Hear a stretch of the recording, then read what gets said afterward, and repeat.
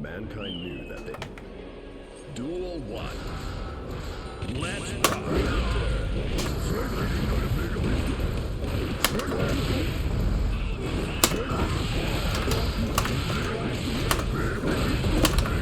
That just happened.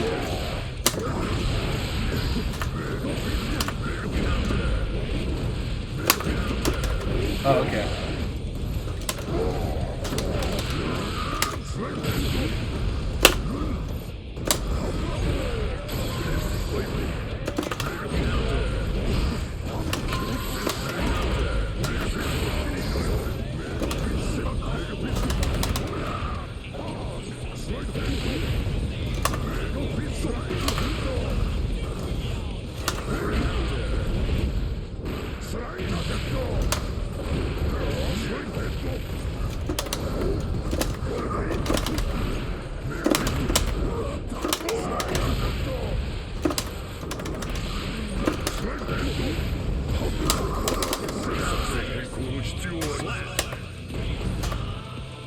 That Mega Fist into each other was something.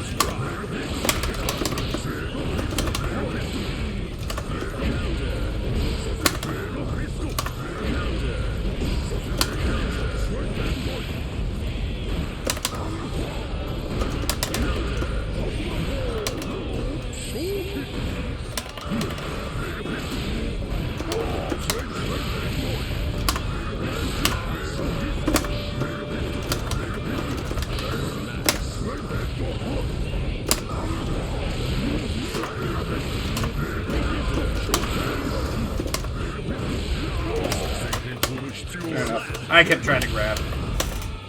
What I should have done was the air grab it.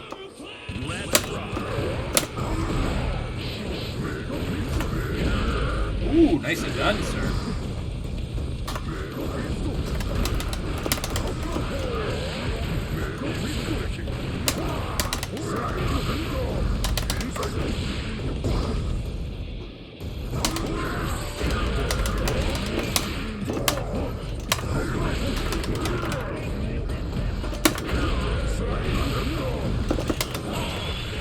Oh, I almost caught him!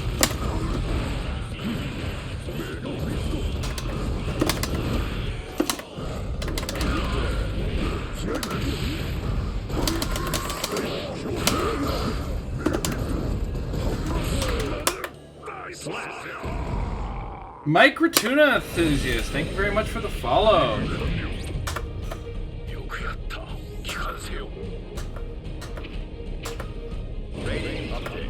Thrown back down to 8. I'm not gonna lie, I feel like I lucked out of my my run to 8. Or run to 9. Welcome. Oh, sorry. Sorry, that's my old age eyes kicking in there. I apologize. Mika Returna. Okay, that makes more sense. That makes more sense. How you doing tonight? Yeah. That makes a little, like I said, that makes a little bit more sense now.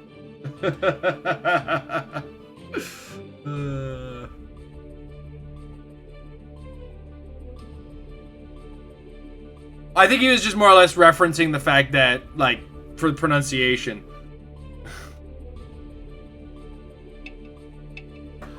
I honestly, Under Night and Birth. Okay, I haven't had a chance to try that one. I've heard good things about that one.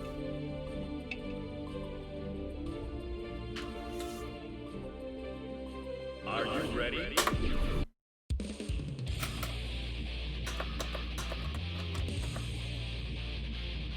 But yeah, I honestly, from where I was sitting, I guess I need to clean my glasses. I saw Mike, so that's why I said Mike Returna.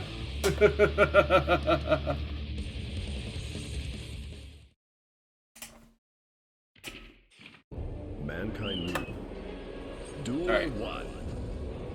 Let's rock.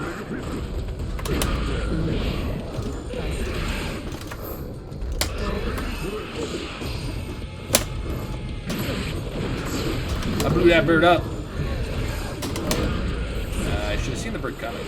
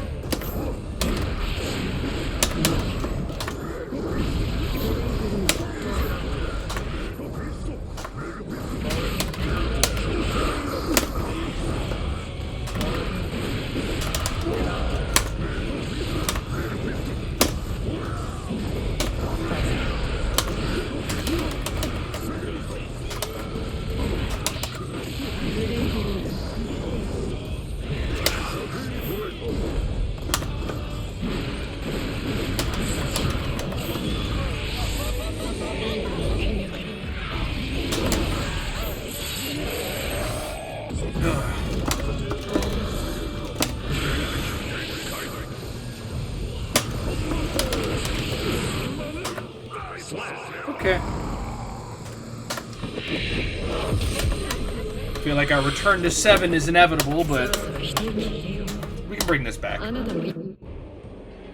Duel 1. Let's rock.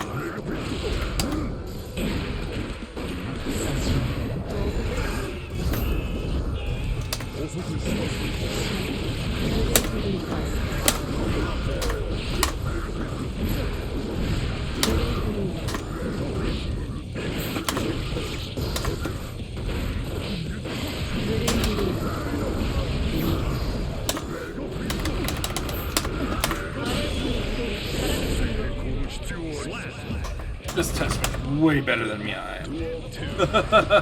Let's rock.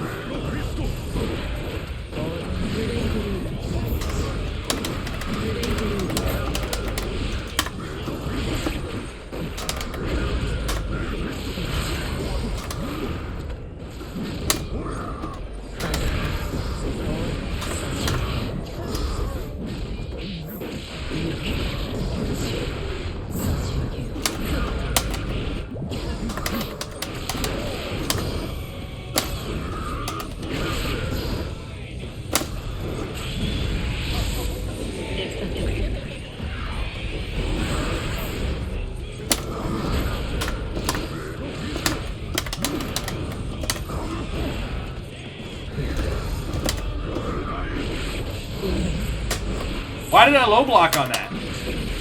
I deserve this.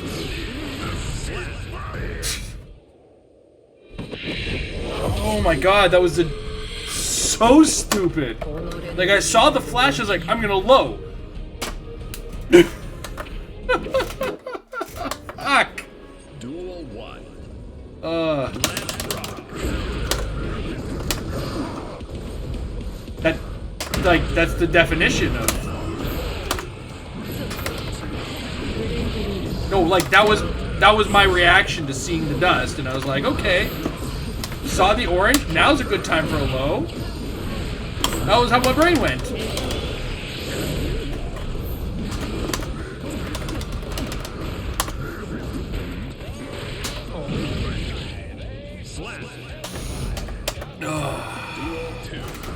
It was not good brain moves.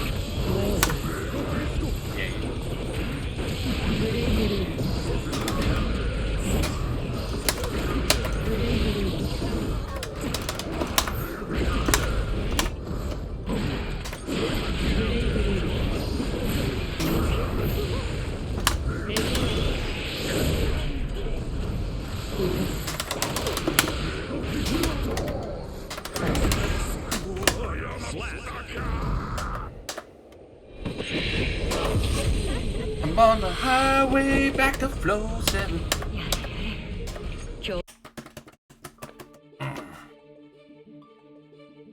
Gotta calm down. Gotta calm down. Pressing too many buttons.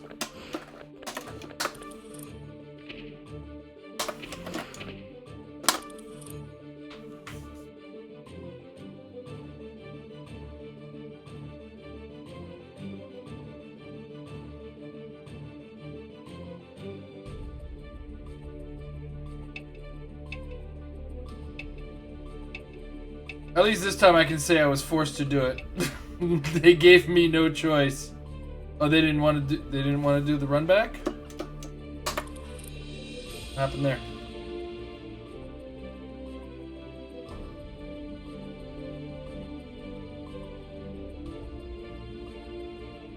Did that just say, yeah, you slaw?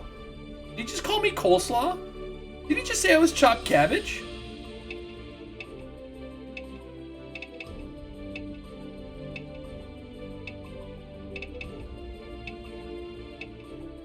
Called a lot of things, but chopped cabbage that goes well with smoked meats or chicken. Barbecue meats, sorry. Are you ready? Well, the two are not synonymous or non-synonymous. They go hand in hand usually, right?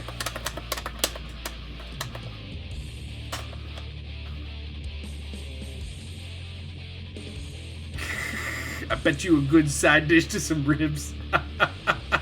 Or some rotisserie chicken. You go good with rotisserie chicken. Could have been worse. You could have called me KFC coleslaw. That stuff looks like fucking seaweed. Duel 1. Let's rock.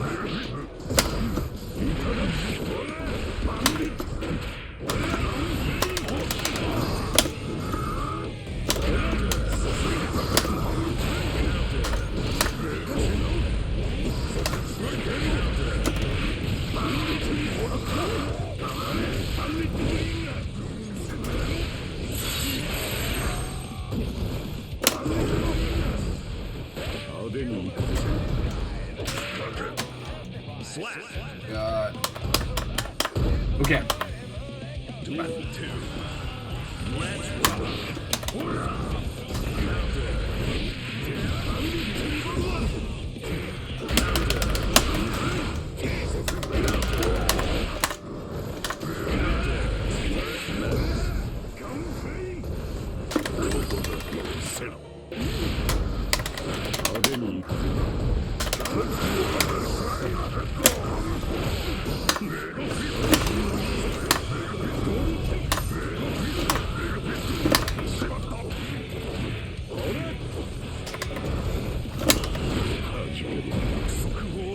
Slap.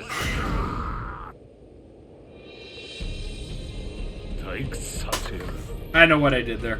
I know exactly what I did. Duel 1. Let's rock.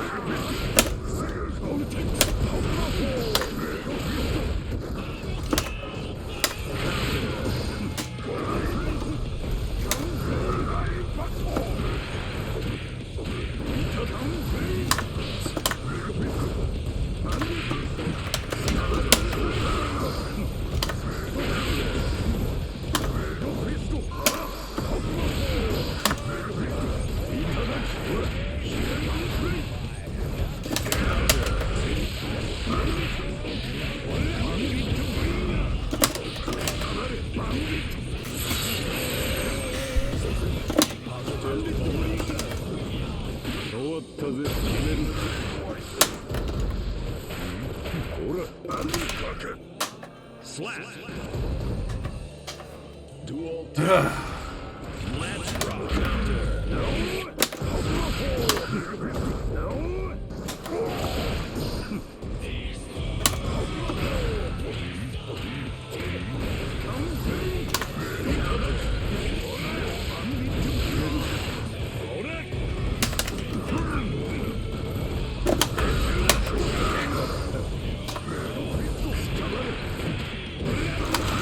I noticed that.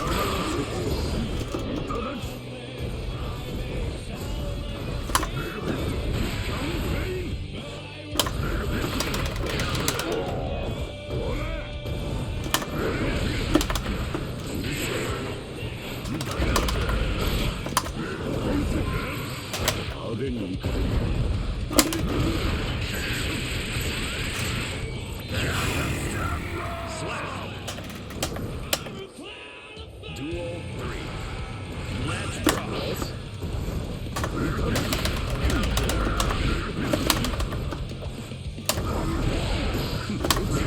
Oh shit.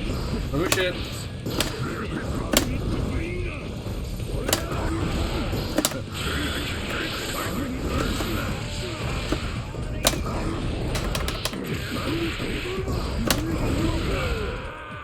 Slap. 対象の地獄を確認。次の任務を与える。 Just had to adjust. Stop giving him the fucking combos. Let's rock.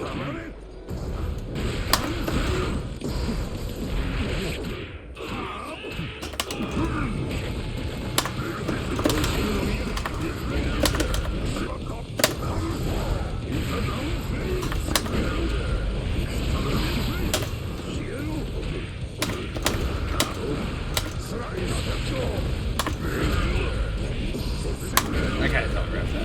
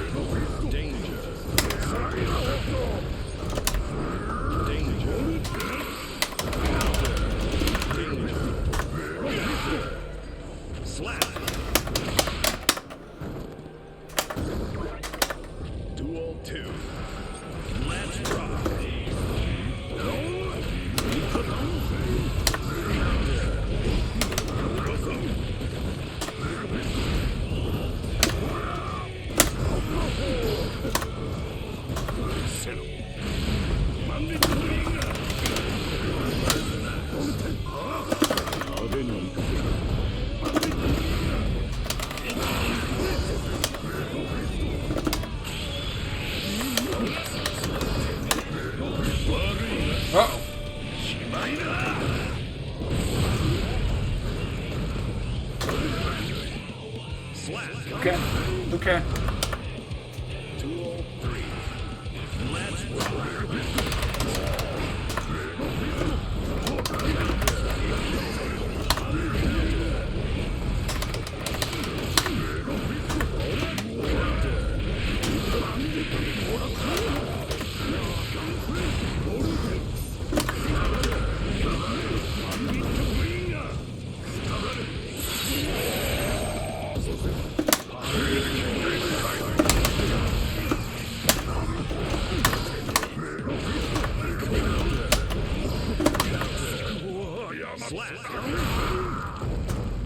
Tried. A bit of an uphill climb.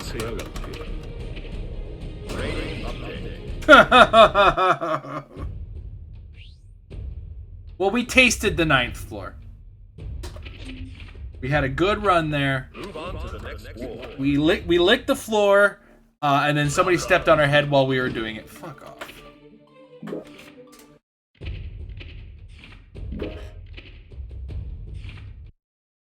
Welcome. Much better. Yeah, it felt like it was like it wasn't like I got walked on, and it felt like when either of us got the touch, it was kind of going in our favor. But yeah, souls are tough, man. That's why people like them.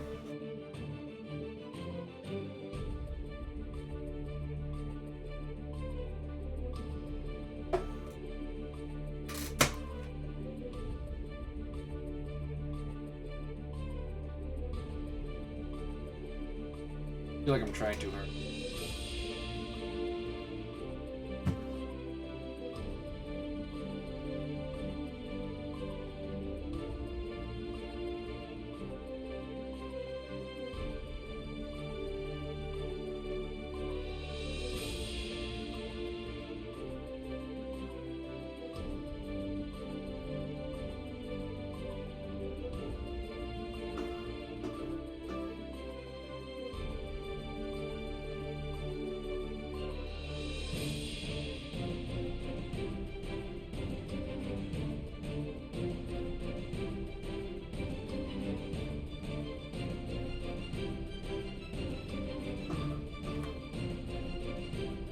There we go. A little bit of flippy-doos, but there we go. We got our proper look at our...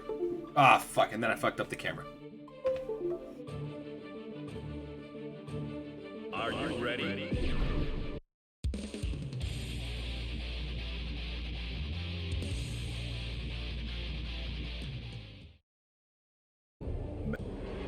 Duel 1. Let's rock.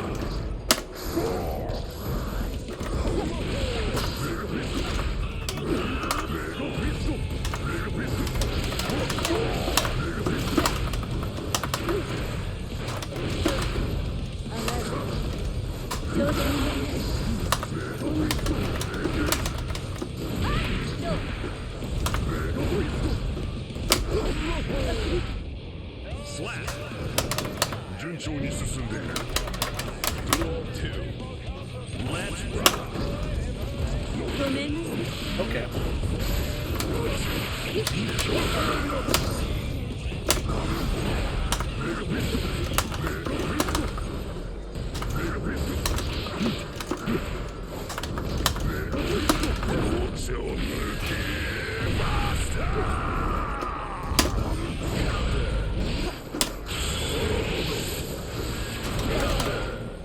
Slap.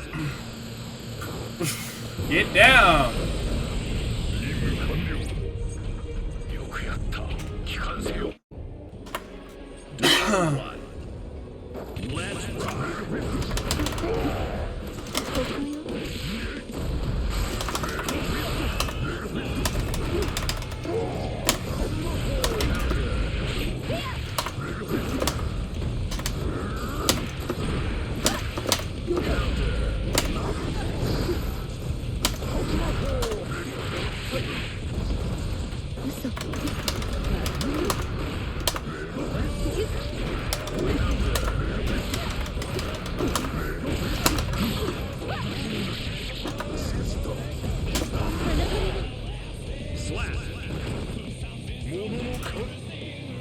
Duel 2.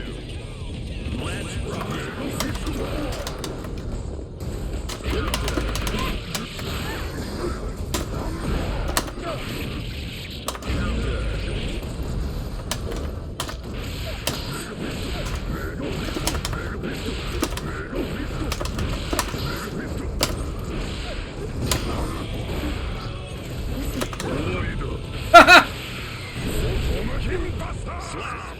That felt a little like bullying, but I don't care.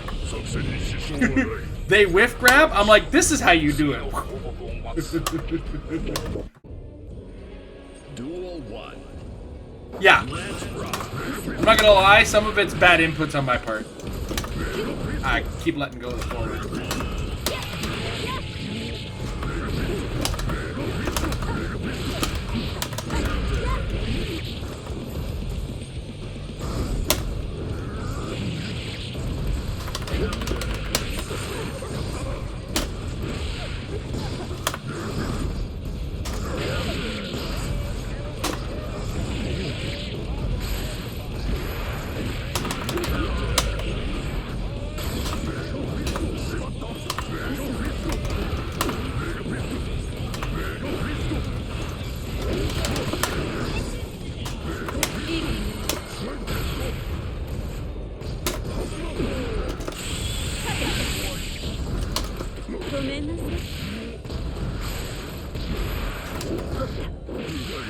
Fair enough. Slap.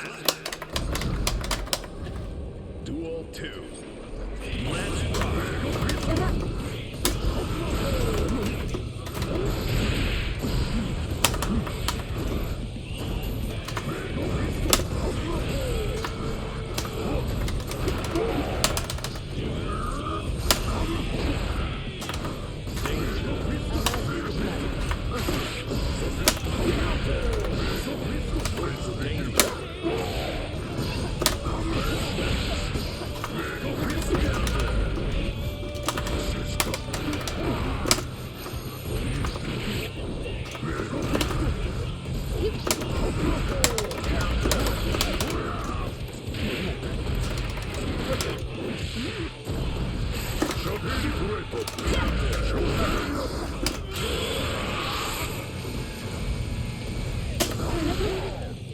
Slap.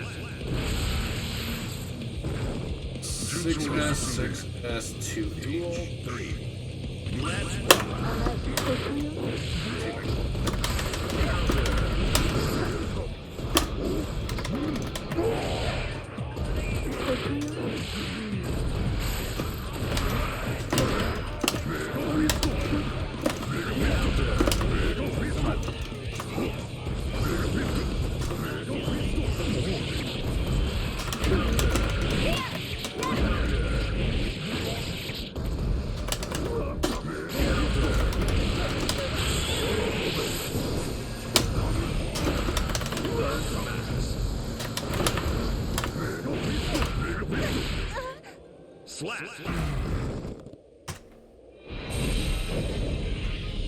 완료.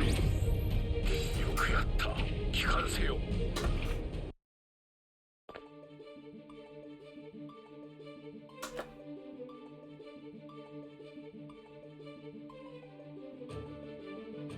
Okay.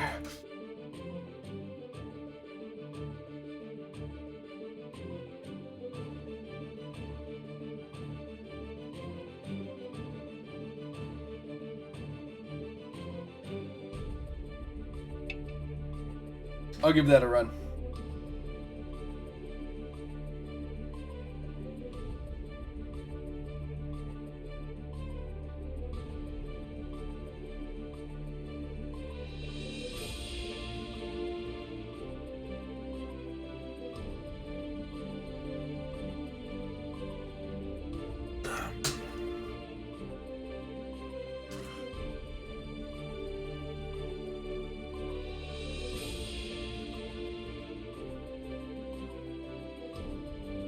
Okay. What the? Oh, I got knocked out, that's why. I was like, what the hell happened there?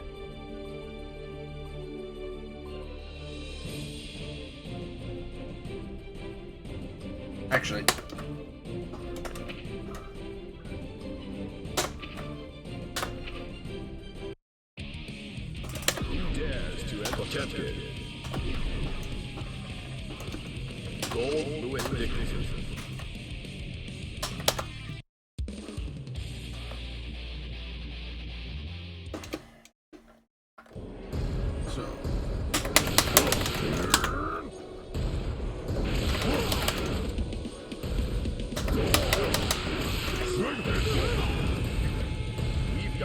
Are you ready? Here comes Daredevil.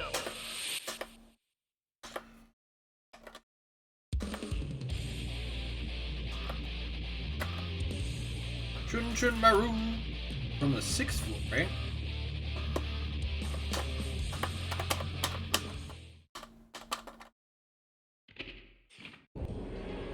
Duel 1. Let's rock.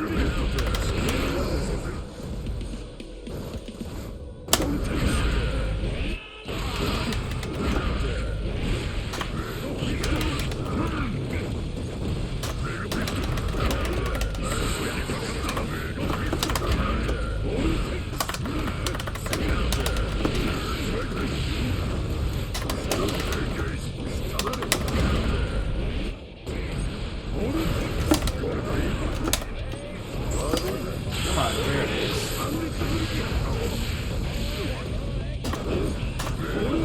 Wow, I didn't capitalize on that. I would have deserved to lose if I didn't. I didn't. Alright. Let's rock. Come on, do it.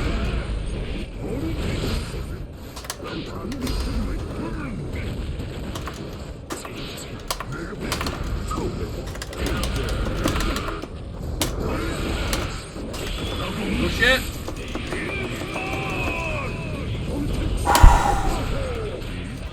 Thank you, double jump.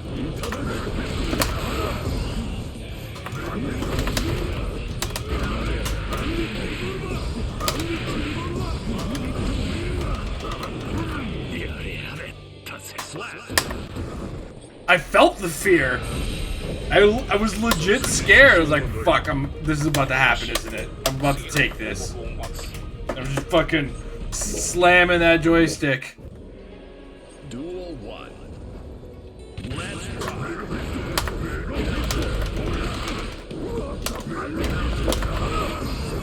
Come on. Sorry, I'm having a little trouble chaining them together. That's why it looks like I'm spamming them. I'm pretty bad with commands sometimes.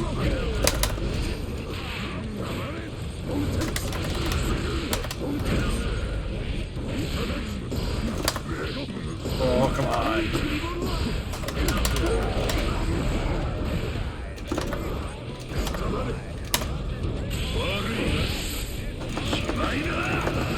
Nope, you got me that time.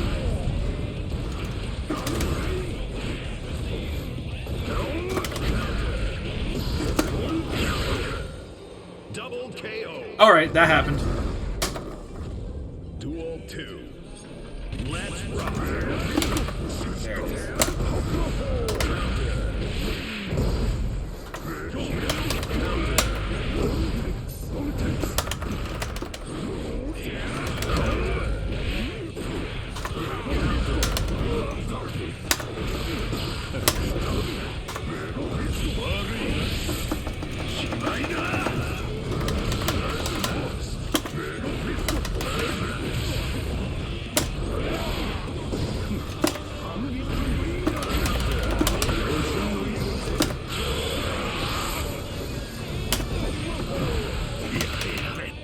Slap.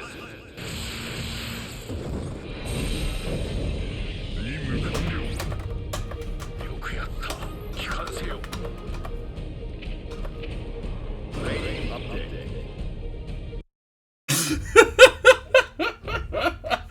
I'm getting fucking whiplash. Move on to the next one. I'll be right back. I gotta pop to the washroom, guys.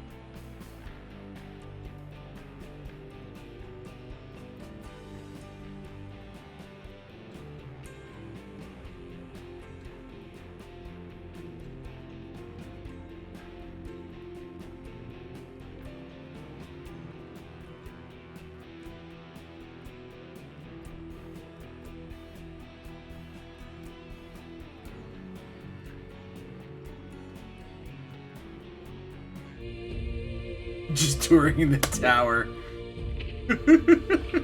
What's on the 10th floor? We don't go there.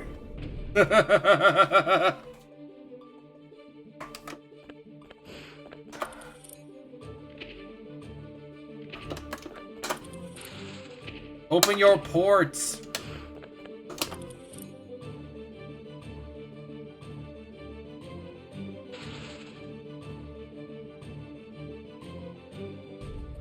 Are you ready?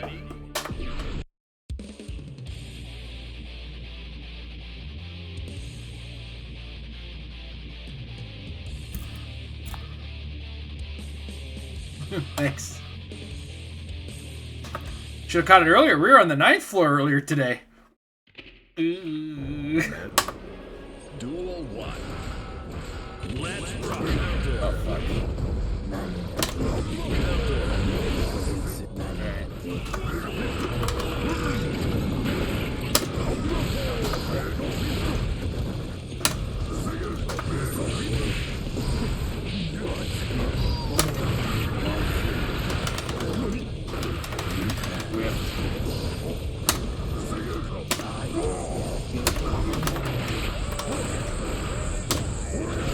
Whoops! There's a bomb under me!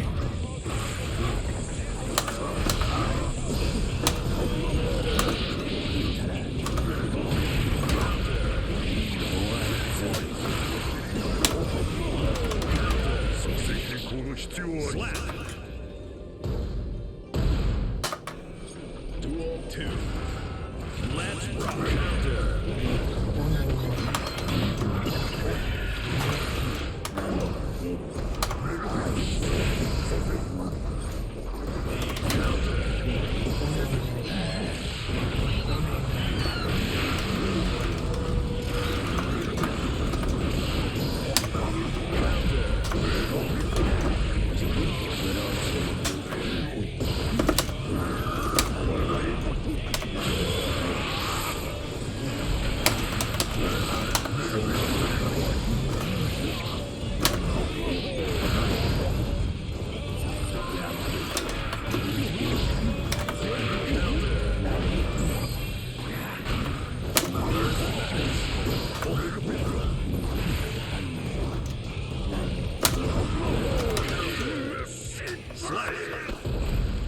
Air dashed right over my dash.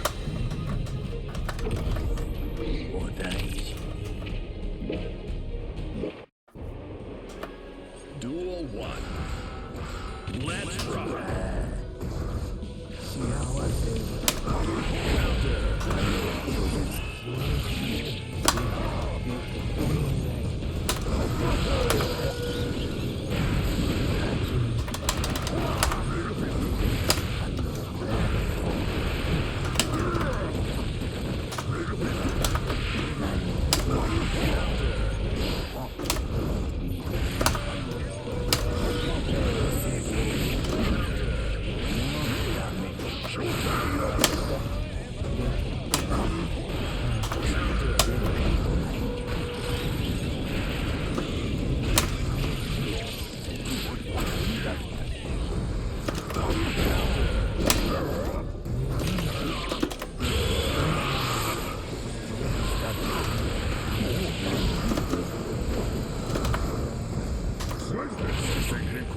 Slap.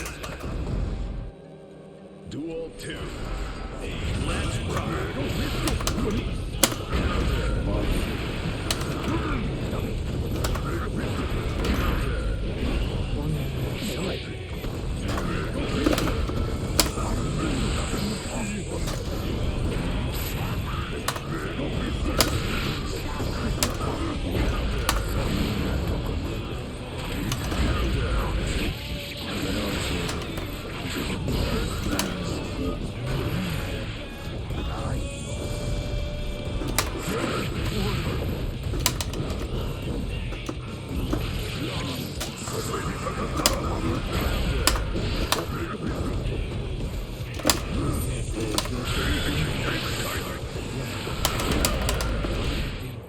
Slap. Duel 3. Let's rock.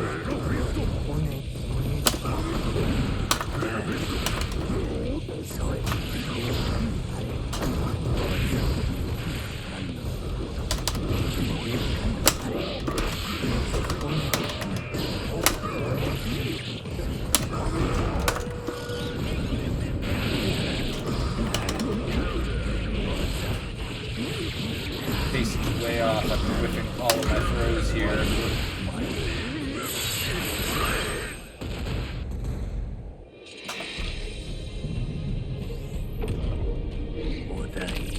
Yeah, I'm on P. We're not at cross-play yet. I'm on the PS5. Duel 1. Let's rock.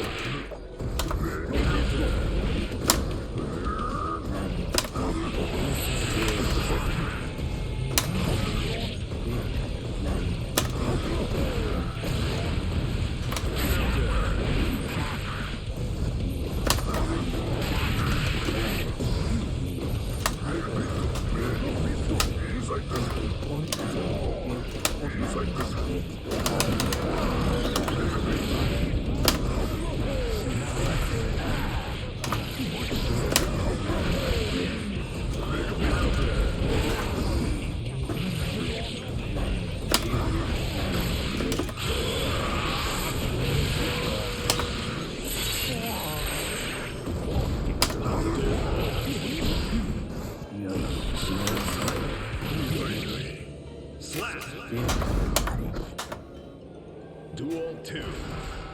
Let's rock.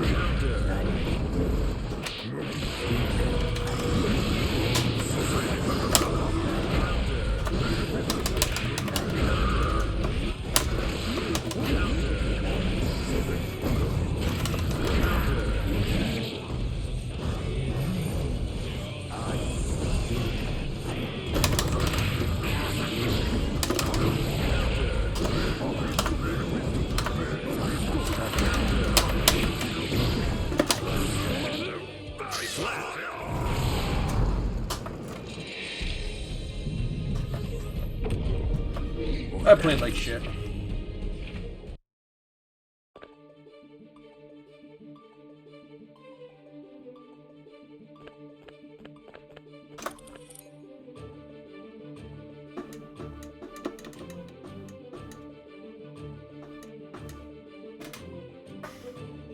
Yeah. Are you ready?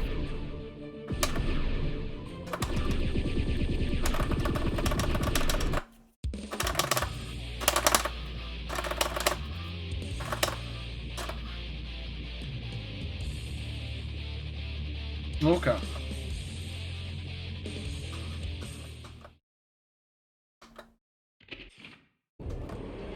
Duel 1.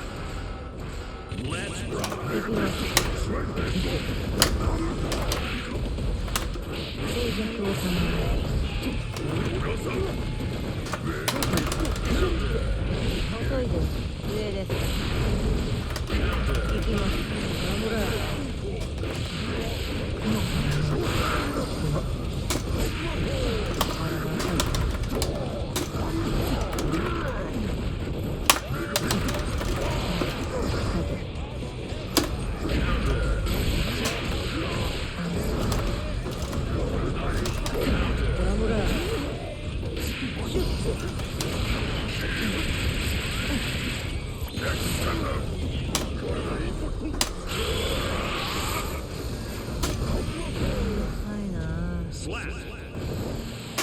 Ugh. Duel 2.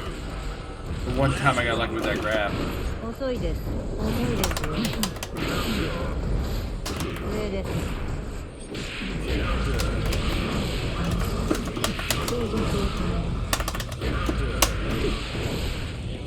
ちょっといいですか。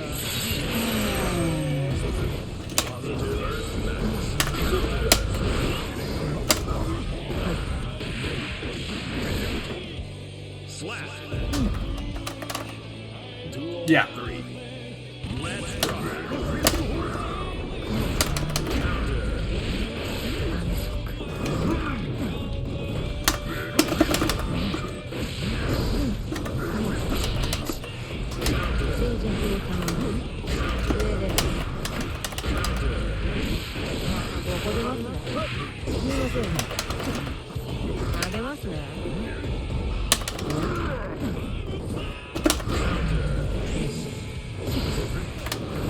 rock.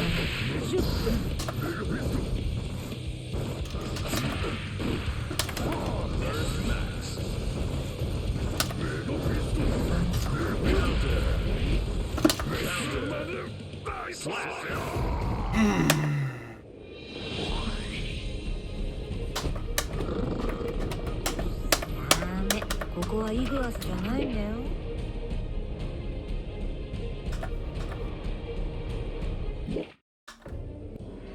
Alright, I'll keep an eye out for it. Let's rock.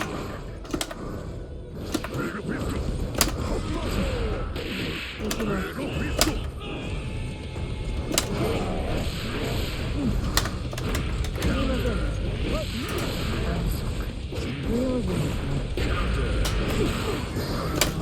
いませんね。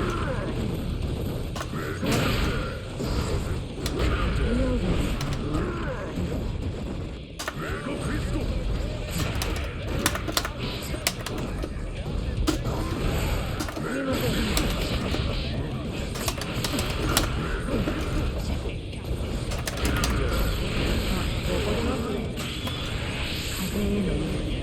すね。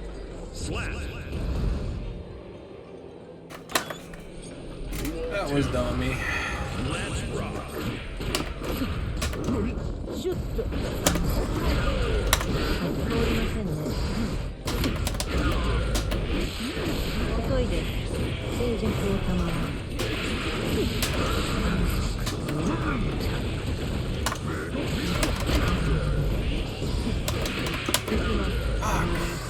いませんね。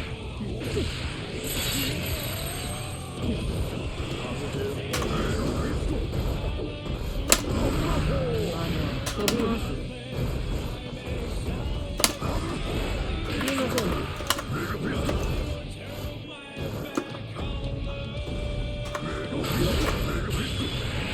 風への意志。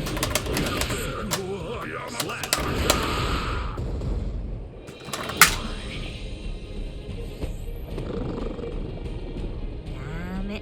ここはイグアスじゃない Cameron ん didn't do だよ。 anything to me. Gotta chill.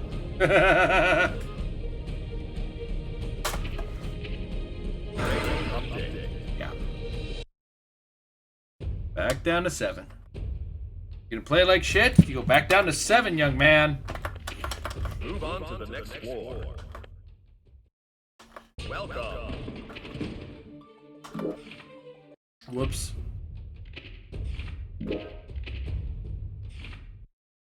Welcome.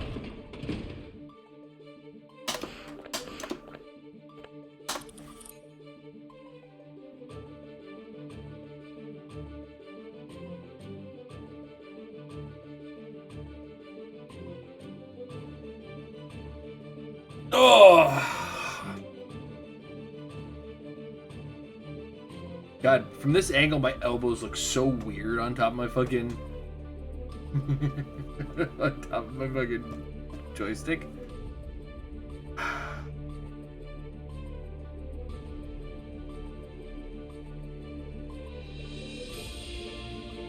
Where have we been at? Almost 2 hours.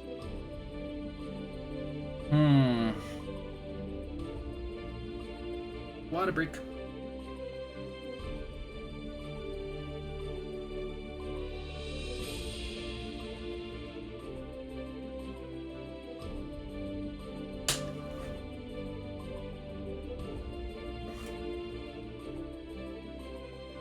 It was the only way I could get to like the proper button thing without fucking trying to put it behind my shoulder, which I don't want to do, or like setting up the tripod in front of me, which is just fucking uncomfortable. I don't know if you noticed, but I don't have a great deal of real estate here with which to work.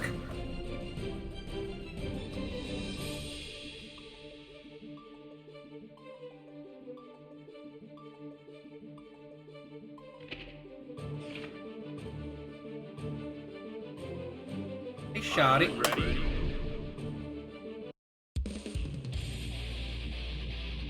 Yeah, basically. I got like a little alleyway between the wall and my board game shelf. But, like, the desk takes up a good portion of it. And we need to get a better desk, too. That's the weird part.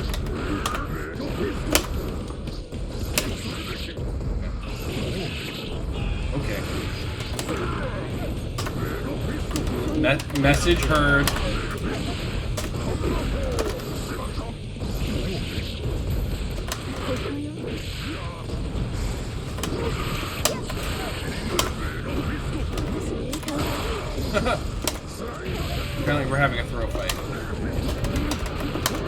As in, who's gonna throw this match first?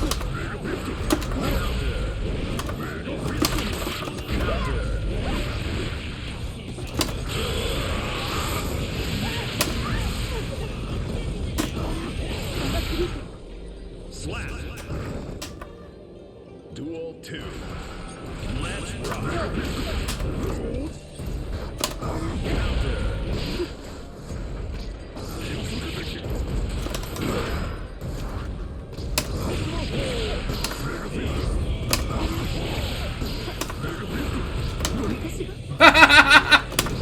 I say great thing minds think alike, but fools also seldom differ, so.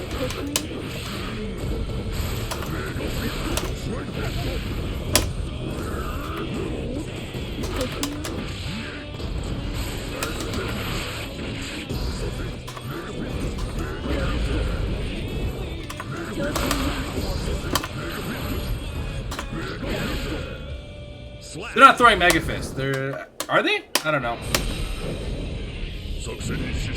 I'm sorry. That was silly. We were both silly. Duel 1. Let's rock.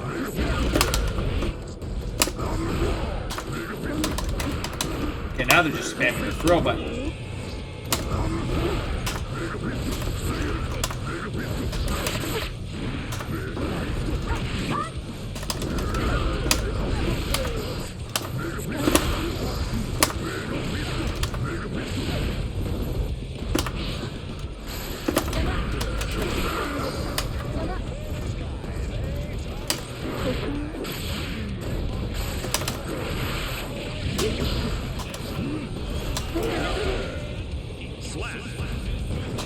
Looking cute. Duel 2.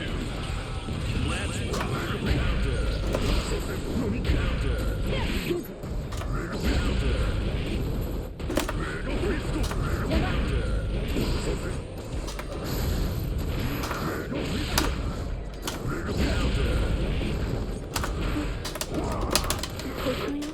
Fair enough.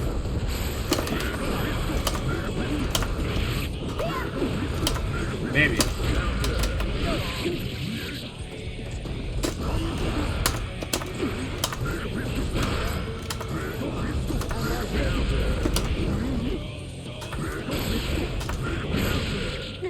Slap. I whiffed so many pot buster attempts, man.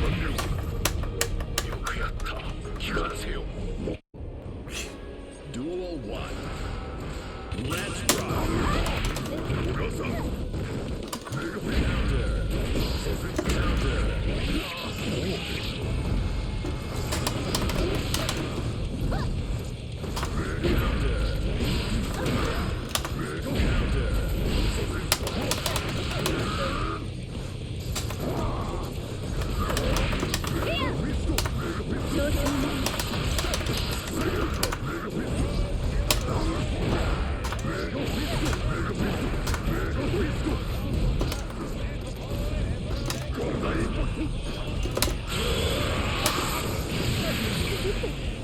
Slap. Who's the plan there, Stan? Duel 2. Let's rock.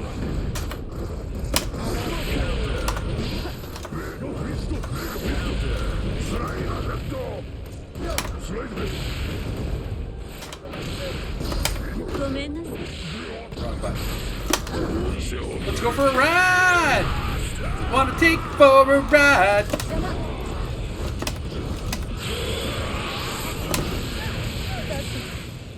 Slap.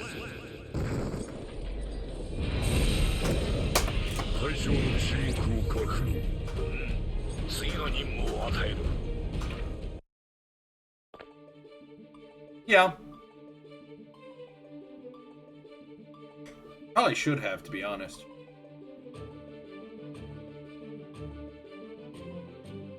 You do it on the impact, right? After the damage has been done?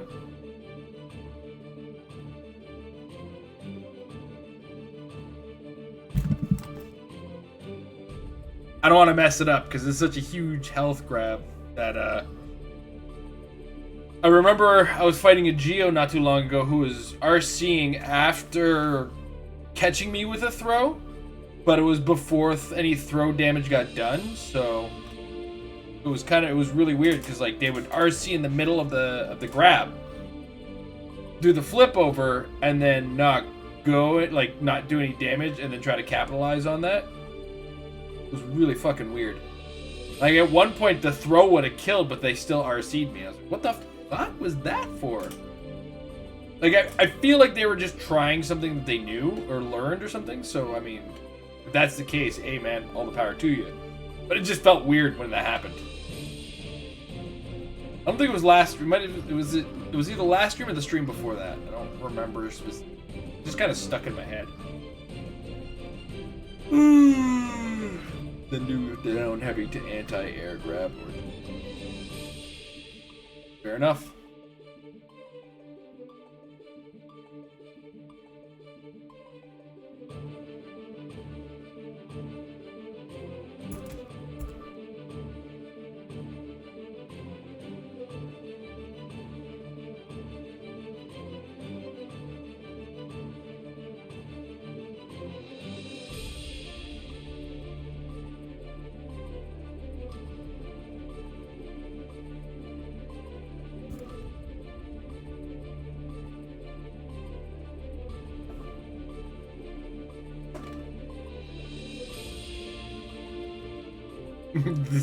I'm gonna make you feel this in IRL kind of damage, right?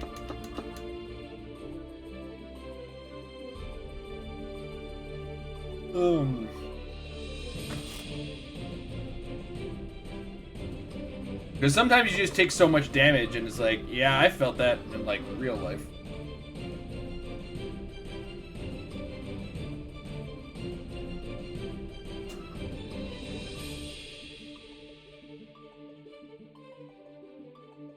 Interesting. I just realized, so yeah, there's a button, there's the switch on this. Probably not such a bad idea. Like nobody is.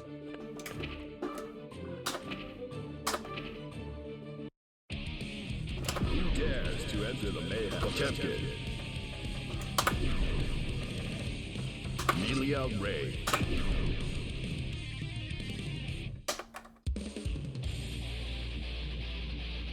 Yeah, exactly. So like in the middle of a tournament, you can't accidentally do that. Yeah, I didn't realize mine that's what that did. So we do this. And impact. Okay. Cool. So let's try the actual thing. Do that. Again. Got it. Cool. Now, what you had suggested was this. Do this. I couldn't follow it up. My bad. Panic. Okay, so. Are you ready? Here comes Daredevil. You also wouldn't expect like the cheapest stick on the market to have it. I think that's why I was kind of caught off by it. I was like, oh, really? Duel 1. Let's rock.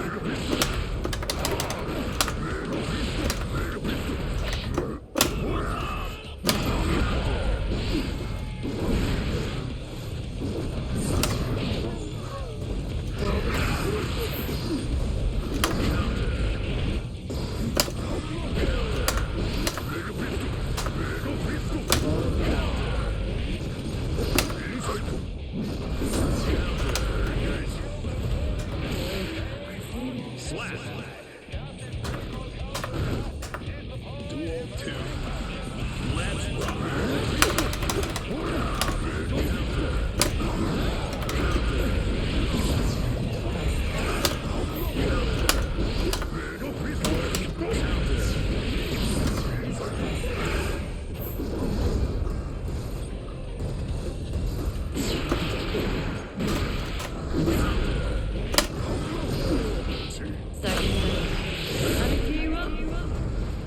put the input in before that happened.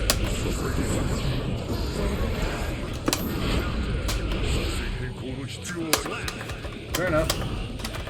Duel 3. Let's rock.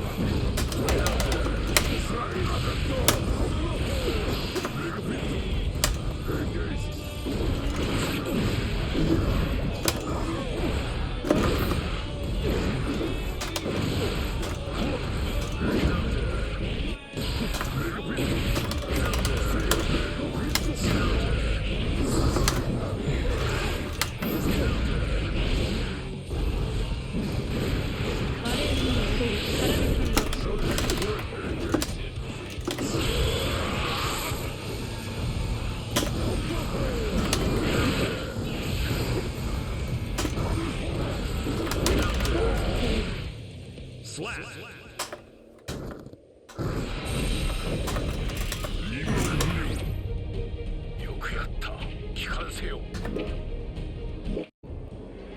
Duel 1. Okay. Let's rock. Oh, okay.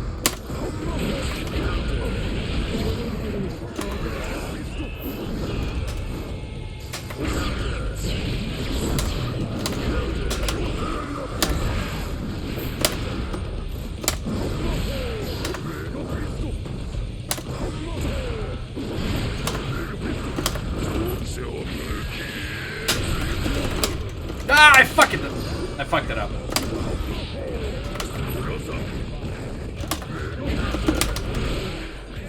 Slap. Duel 2. Let's I got excited.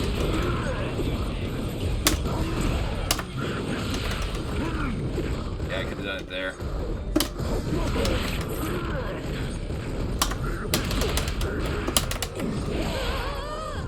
slap.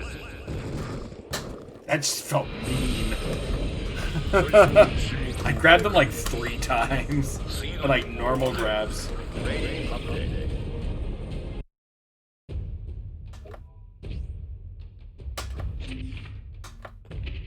Move on to the next war. Go.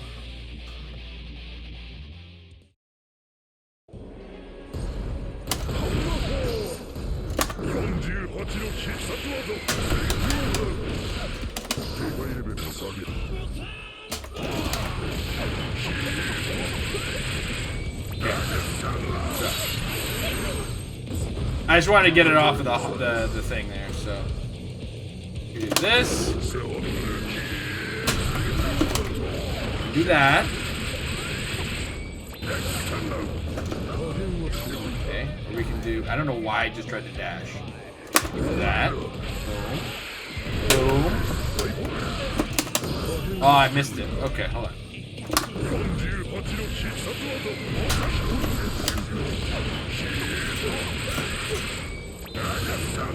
I jumped the gun. The muscle memory is not correct. Ah, I fucked up. I didn't even hit the button on that one.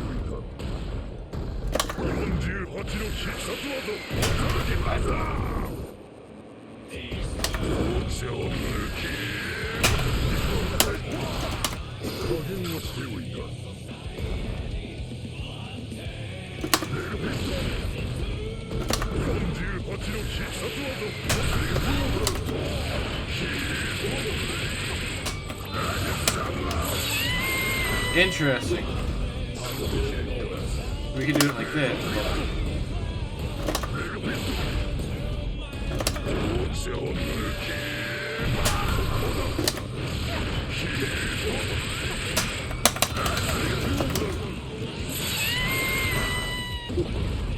Is that mid-screen? It felt like mid-screen.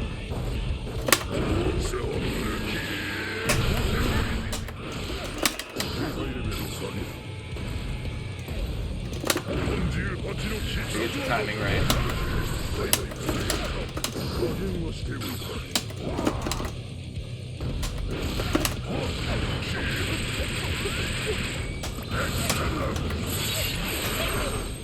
Fair enough. Okay. We do that. We'll do that. We'll try that.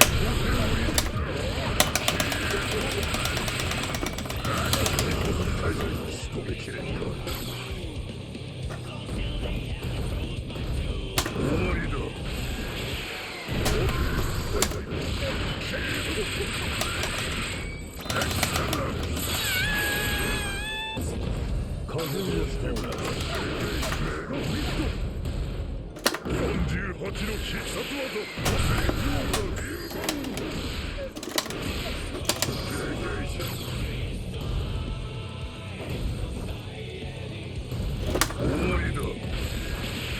Damn. No, that was too early. Okay. We got a Kai. We got a Kai. Us all over a friend.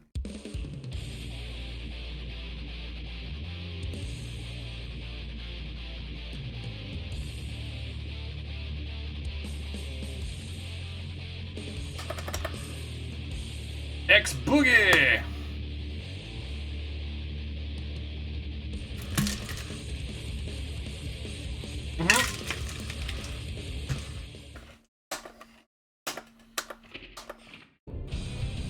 Duel 1.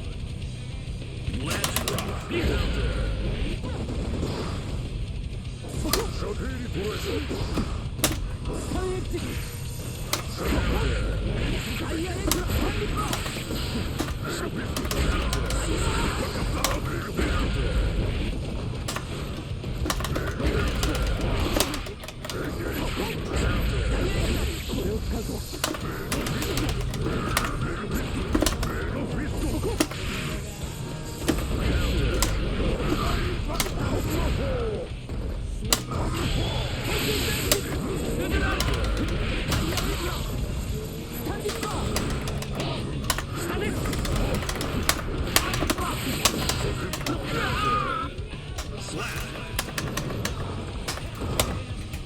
Duel 2.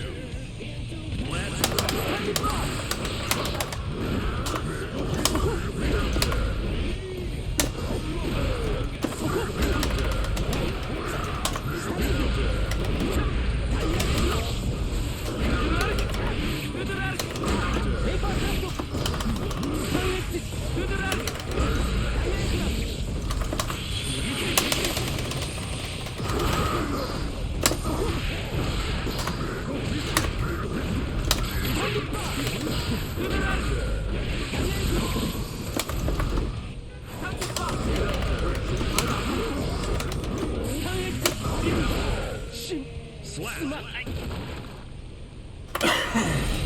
Yes, I've held it a few times in the past. I kind of went crooked on that.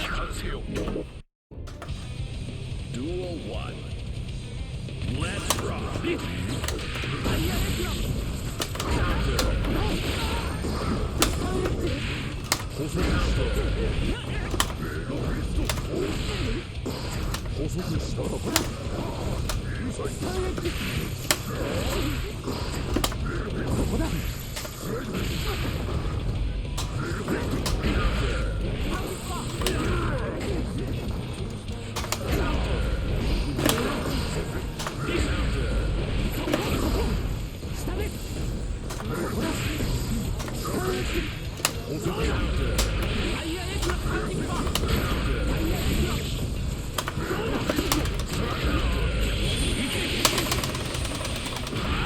I didn't have it.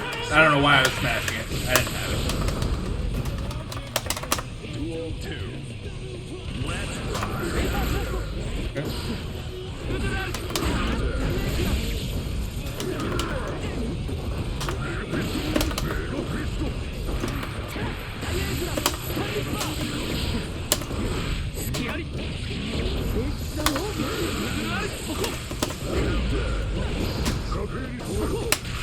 Really?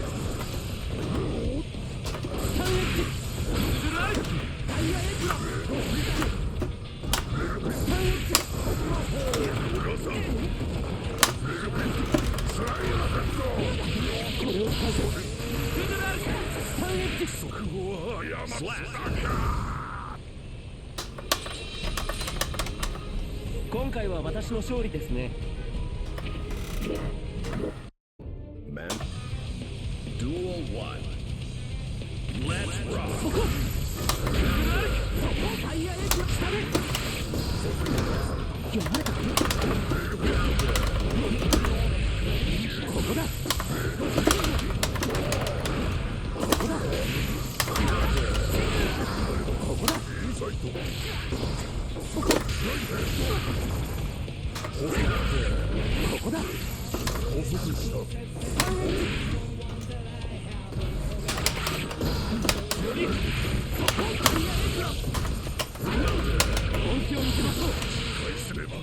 Slap. Duel 2. Let's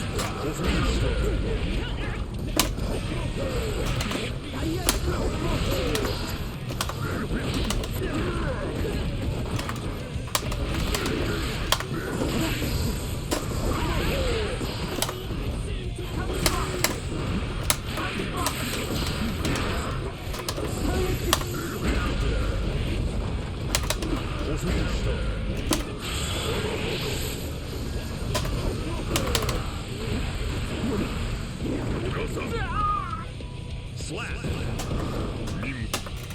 Duel 3. Let's rock.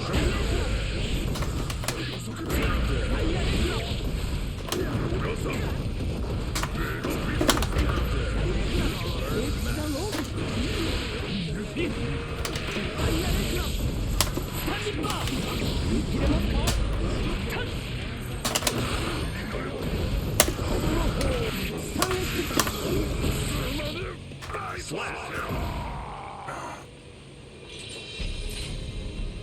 いい勝負でした。 7 matches. Yeah, we'll go for one more set.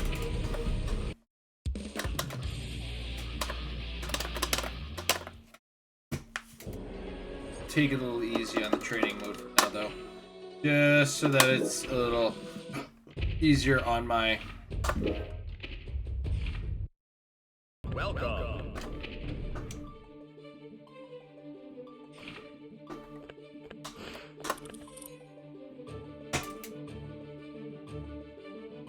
You're gonna take this throw, young man. Yeah, there's a lot of tech, like, bounces.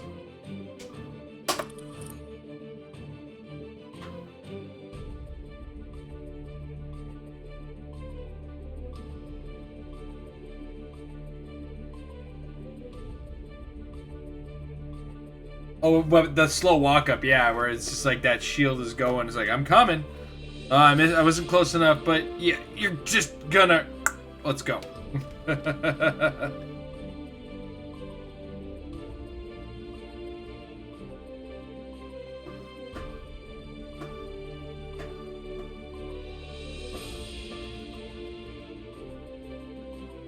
That time of night.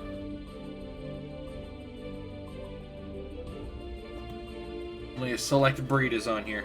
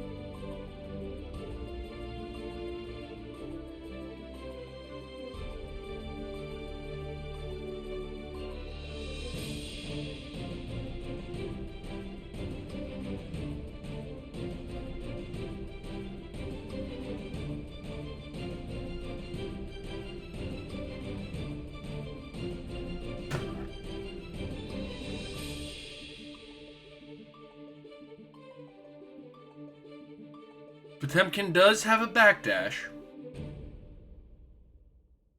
Alright, I think this is kind of a sign to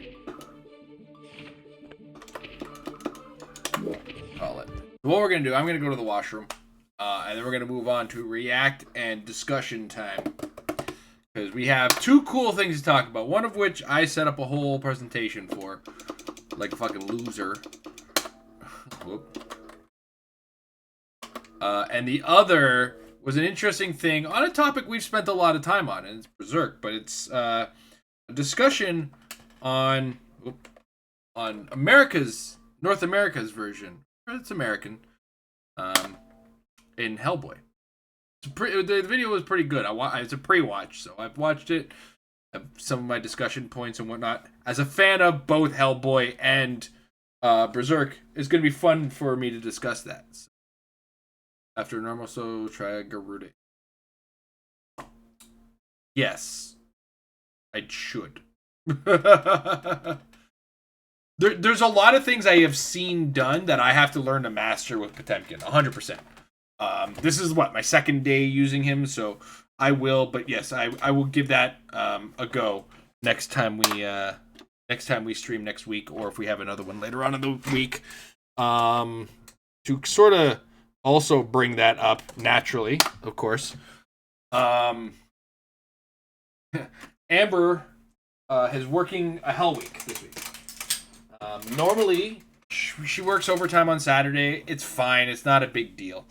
But this week, unfortunately, she got stuck working so she'll do a 6 a.m. to 1:30 p.m. shift when she does an overtime on Saturday. But this week she's doing 4 a.m. to 1:30, so it's gonna be a little long. It doesn't look like we're gonna do a date night. We'll let her get some rest. I'm gonna be running solo, but I think what I'm gonna do is I'm gonna start my rest day game on Saturday, continue it on Monday. But I'm going to start a little bit of a thing where every so often I kind of go through a bunch of games that I know people who worked on. Or I know, people who worked on these games. So we've started already with Warframe. A friend of ours in the chat, Fred, has done work on it. He's actually in the credits of the game now. So anyway, yammering on. I'm going to go to the washroom. We're going to come back and we're going to continue on with reaction time.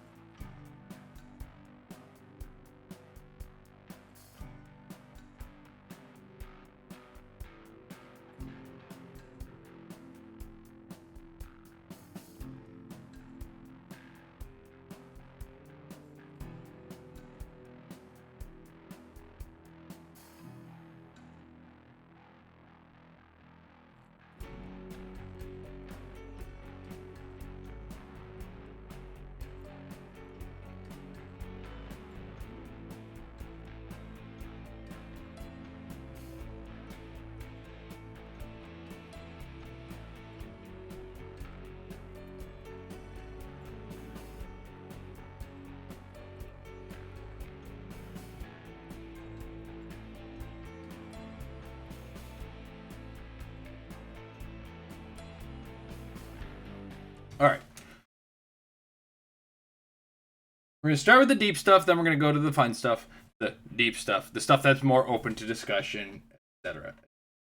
Really hoping Iskander was here, because he was one of the ones that was more interested in the topic. And I feel would have been more fun to have handy on this discussion. Unless he's lurking. If you're lurking, jump on out, bud. Now, I apologize. I am not what you would call good with with PowerPoint. And I rushed this because I didn't have the kind of time I thought I would, or I didn't take the kind of time I thought I would. Look, Tiny Tina's Wonderlands is very interesting and fun to play. So, anyway, on that note, we're gonna go. Oh, we don't have a button for that on the. I gotta fix that. I gotta fucking put a button on there. Anyway, we're gonna talk about auteur game designers. And overall, my thesis is already at the front. It's my discussion on why we need to respect the teams a little bit more than the individuals. Now, this is 100% Google Docs, Google Drive, fucking Google's power version of PowerPoint, Google Slides. That's what it is. Google Slides. And it is 100% their built-ins. So fucking judge me all you want. I don't care. But we have a few points before we get deep into the discussion, okay? The first thing we have to say, goal here, I don't want to hate individual game designers. I don't. In fact, a lot of the ones we're going to talk about, I respect. They've done a lot of really good work, and that is non-negotiable. They have done some good work. Some of them after the fact, we'll get into that discussion. But for the most part, I'm not here in any way, shape, or form to say, fuck game designers. I am one. Right? I'm not a popular one, but I am one. Working in that department. So, second, we are focusing on larger topic devs, big topic devs. There's always a few outliers. We like to call them the one true Scotsman when it comes to like debate. Right? I'm not here to debate. I'm here to just kind of present my points here. Nah, fuck them all. Fuck you, Slash. That was personal, bro, and you know it. But of course, there's always outliers to every discussion. We'll probably cover a few of them, but we'll get there. But while we're here, feel free to voice your opinions in the chat. We'll do our best to keep the discussion open and free, and we are allowed to disagree. 100%. There's a lot of opinion based in this. And when it comes to the opinion, note when you're making opinion and note when you're displaying fact. Okay? There is a difference and be aware of where your differences are. There's also going to be a lot of speculation throughout the discussion. I don't know why I ended that with a comma. Fuck it. Because in a lot of cases, I don't have the hands-on information. And nobody has. I mean, the people who do, whoops. I just realized we're doing this.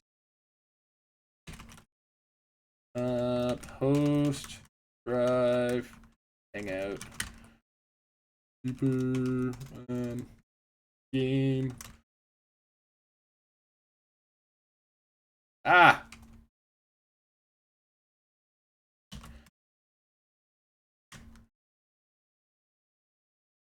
boy. There we go. We actually have a set of topics today, so I'm kind of excited how organized I am today. Anyway, so once again, not here to hate any popular game designers. Just because you're popular doesn't mean you're worth hating. Not the point of this. We're going to focus on the discussion of larger, more popular devs. Of course, a few outliers will exist. Some of them will be mentioned in this discussion to kind of make my point. I've just a lot of it was just off the top of my head as far as popularity. Free to voice your opinions. Keep a discussion open and free. We are allowed to disagree.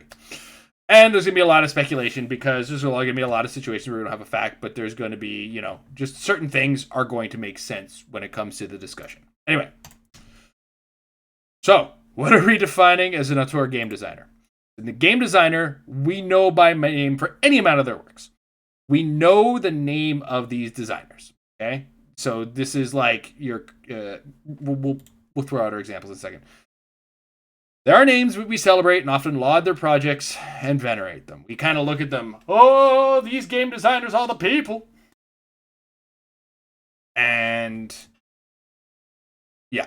And here's a few examples. We know these guys' names. Some of them we know for other reasons.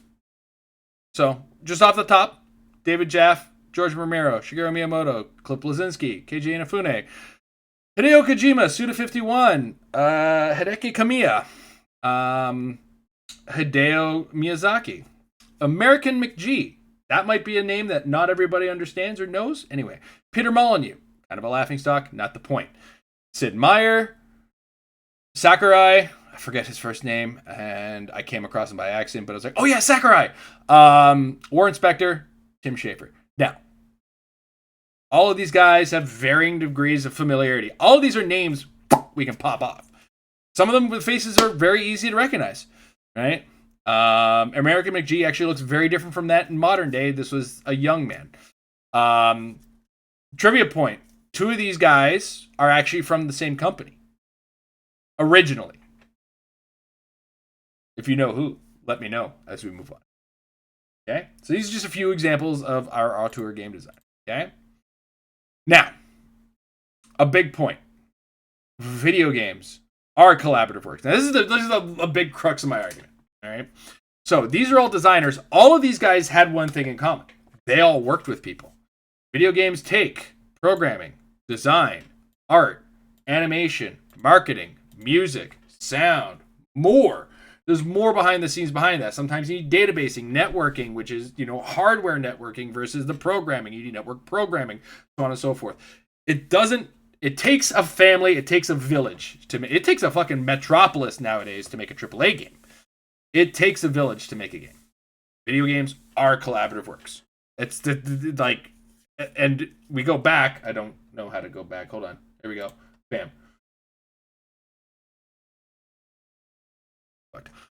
All of these guys worked with people to make what we know them for. Okay? The names that we have here. Right here. These guys all work with teams. And they understand what I'm saying. Video games. I didn't expect to go back on that one. Apologies. Okay? Now, there are exceptions. This guy made Dust and Elysium Tale. With the exception of certain art assets and music assets, he programmed and designed the entire thing himself. This guy is what we like to call the outlier. He's an exception. There's another guy whose name I don't want to bring up in conversation where he came a jerk. This didn't work out for the camera thing. Anyway, but just about every game dev we know had a team. Everyone that we're familiar with. The Kojimas, etc., etc. I'm reinforcing this point. Okay? I'm reinforcing this point for a reason. All of these guys worked with people, and this stuff is collaborative.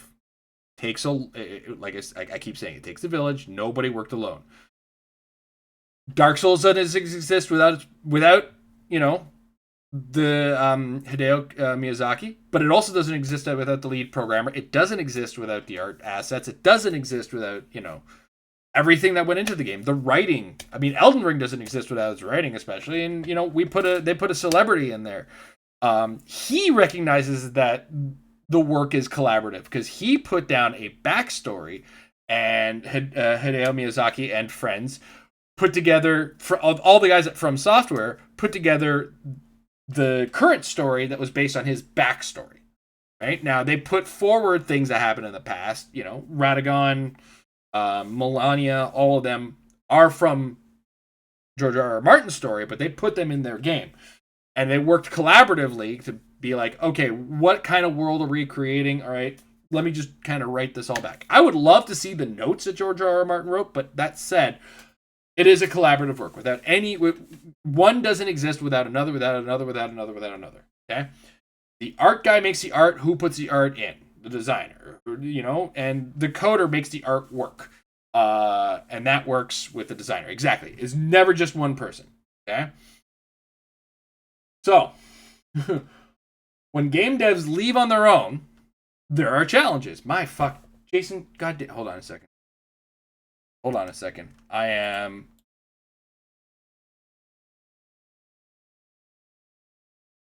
Camera.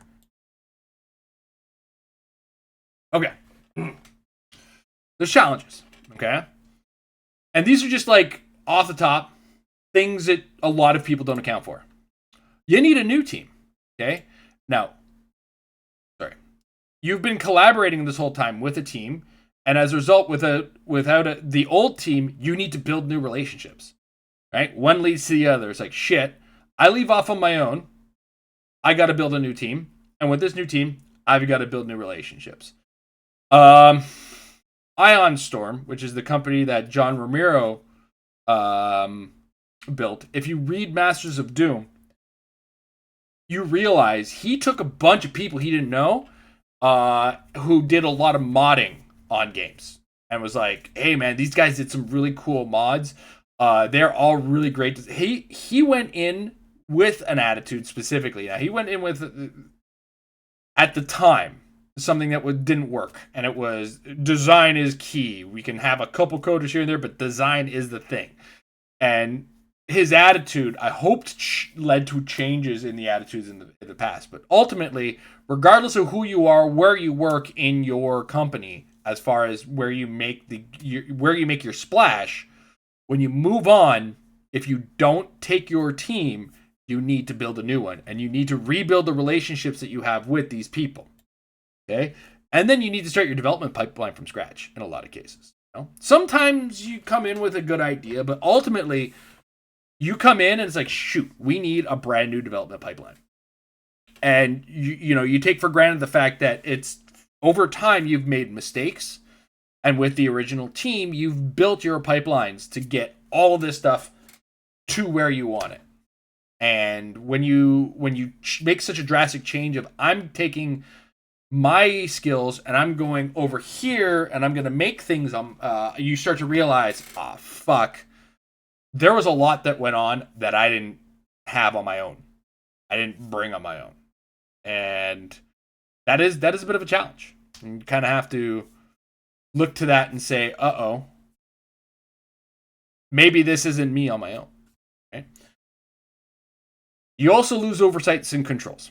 Now, this is going to be an un-video game related situation that I'm going to bring up first, and we'll come back. Okay?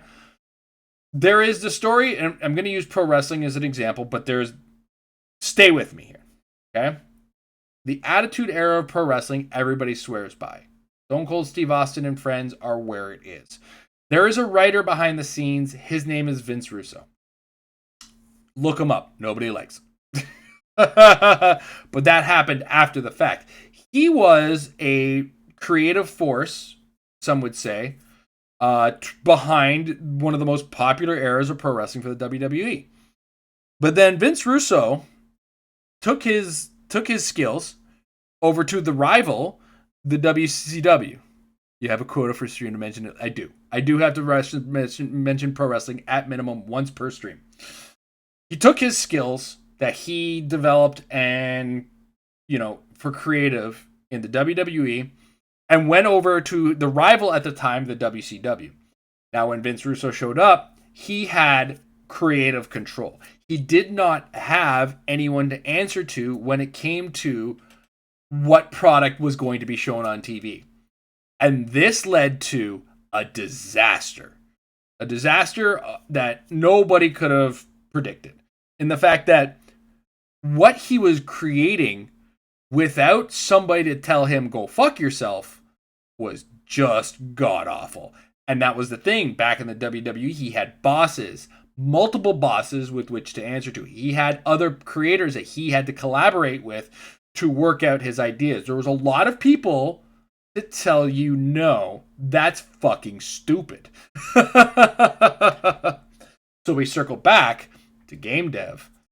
If you are popular as a game designer and you walk out on your own and then you create your own business, you've created the business. You've now taken away the chance for anybody who's familiar with you. You don't have anybody familiar with you. You're their boss. Nobody's going to tell you that idea is fucking stupid. And, that is going to be the thing. So, oversights and controls tend to be good. You also need to rebuild a large number of resources. You don't come with your art assets. You don't come with your video game engine, right? You don't come with... sometimes you don't come with your coder. Sometimes you do. But a lot of the time, you don't come with any pre-existing assets. John Romero left Doom. He didn't have the engines. He had to purchase them or rent them or get a license for them. He didn't have the art assets or the background or anything to work under. So, and when he started Ion Storm, he started on the Quake 1 engine. Then Quake 2 got announced, and he saw a couple things at E3 while he was watching their presentation on Quake 2, and was like, shit, that's cool. And then he got their engines, like, fuck, I don't know how to use this. And that's the thing. You don't have any of your own resources, so you have to start either building from scratch or start finding your licenses. Kojima, that was actually one of the things, if you look back on Hideo Kojima, when he first officially left Konami, he wasn't immediately to work creating his next thing. He was engine shopping. That was the first thing he did. So, anyway. that is the thing is he's engine shopping. He goes to a company. He calls people because we're going to get to this. Kojima didn't go alone. He went with Kojima Productions, and that is the team that Konami shut down, but he rebuilt from all those members. Get into what I'm talking about in that. So, sometimes rebuilding those resources leads to some shortcomings. John Romero doesn't have id Software's background, his backing. He's still talking to them, but he's using their tools. That is turning out to be bad. Daikatana comes out. Yikes. Keiji Inafune doesn't have the backing of Capcom. He's kind of on his own. He's working on his own volition. To a certain degree, taking crowdfunding and crowd suggestion. Mighty Number 9. Not the best. Cliff Bleszinski takes his team, starts making Lawbreakers. Now, Cliff Bleszinski's less of an obvious issue. Cliff Bleszinski, Lawbreakers isn't what you would call bad. But he did, and he worked on the Unreal Engine, which he is familiar with. But what he didn't have the resources of was maybe the knowledge of somebody saying, I feel like somebody else is making what we're making. Because when Lawbreakers came out, 2 other games came out around the same time. I can't remember what the one that Gearbox made, but there was also Overwatch. And all 3 of those games were very similar. And unfortunately, because Cliff Bleszinski had to rebuild his business from the bottom up, again, even though he had certain resources and familiarity with a lot of resources, he still couldn't make on the par of what he could make when he was working with Epic Games. And then he ended up with Lawbreakers, which it unfortunately didn't do too well. It was a game that, at surface value, was fine, but he didn't have anybody to kind of hit the brakes and go, maybe we're not quite there. It was also very Unreal Tournament-y, and he kind of took his old school with him. And then he tried to jump on the bandwagon of the Battle Royale thing, and unfortunately, he kind of got stuck in a place in the middle of chaos.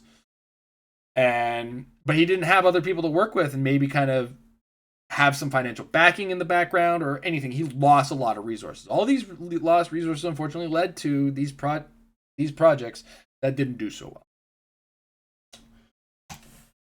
Now, sometimes we have the opposite. It's not just the designer that leaves. They take their team with them. So, in Kojima Productions, he rebuilt his team from scratch, but not from like complete scratch. He rebuilt Kojima Productions from people he worked with previously. The collaborative elements were all there. The collaborative resources were all there. The people to tell you, fuck off, that's stupid, are there.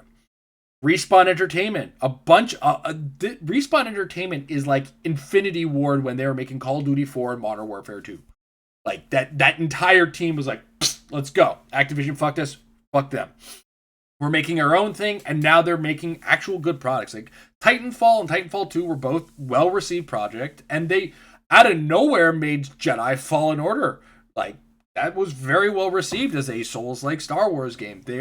Respawn Entertainment is doing a very good job with resources. They have Double Fine. Tim Schafer took his team and went, let's go do our thing. Now, they're a little all over the place for success, but Double Fine has been doing very well with quite a few things. Some things Double Fine that you wouldn't know about. You know, they made a Connect Sesame Street game. They also made Gang Beasts, and they do this thing where they make they do a kind of a game jam where a bunch of their devs kind of get in on a weekend, put a bunch of stuff together, and it's like, okay, which of these can we continue with our engines and the tools that they have? And they actually and that's how they build a bunch of their games nowadays. So Double Fine is doing very well because they took a team and moved on. Now, some of these are a little bit of Theseus ship in there. I didn't put them, but well-established companies like id Software is probably what you would call Theseus' ship. But the thing about that is the collaborative methodologies still remain. And even though like nobody from classic id is there anymore, with maybe the exception of one person who I don't know, I'm guessing. I'd have to look up the Wikipedia. I'm not doing it. I'm talking right now. But there very well could be like one person still remaining. But ultimately, over time, id Software has created its environment and how things are going to go. And all the old guard were able to leave, but id Software is still pumping out Doom. Doom and Doom Eternal are good fucking games, and they didn't have John Carmack, who was their like superstar coder. They didn't have John Romero, who was the original designer they didn't have American McGee, who was a designer for id Software in the early days. So,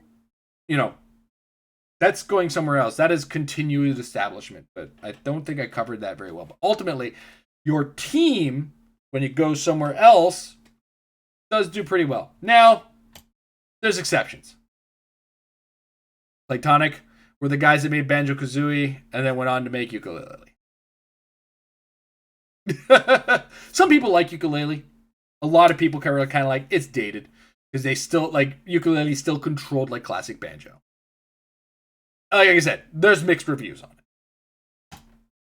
And sometimes you get off to a good start.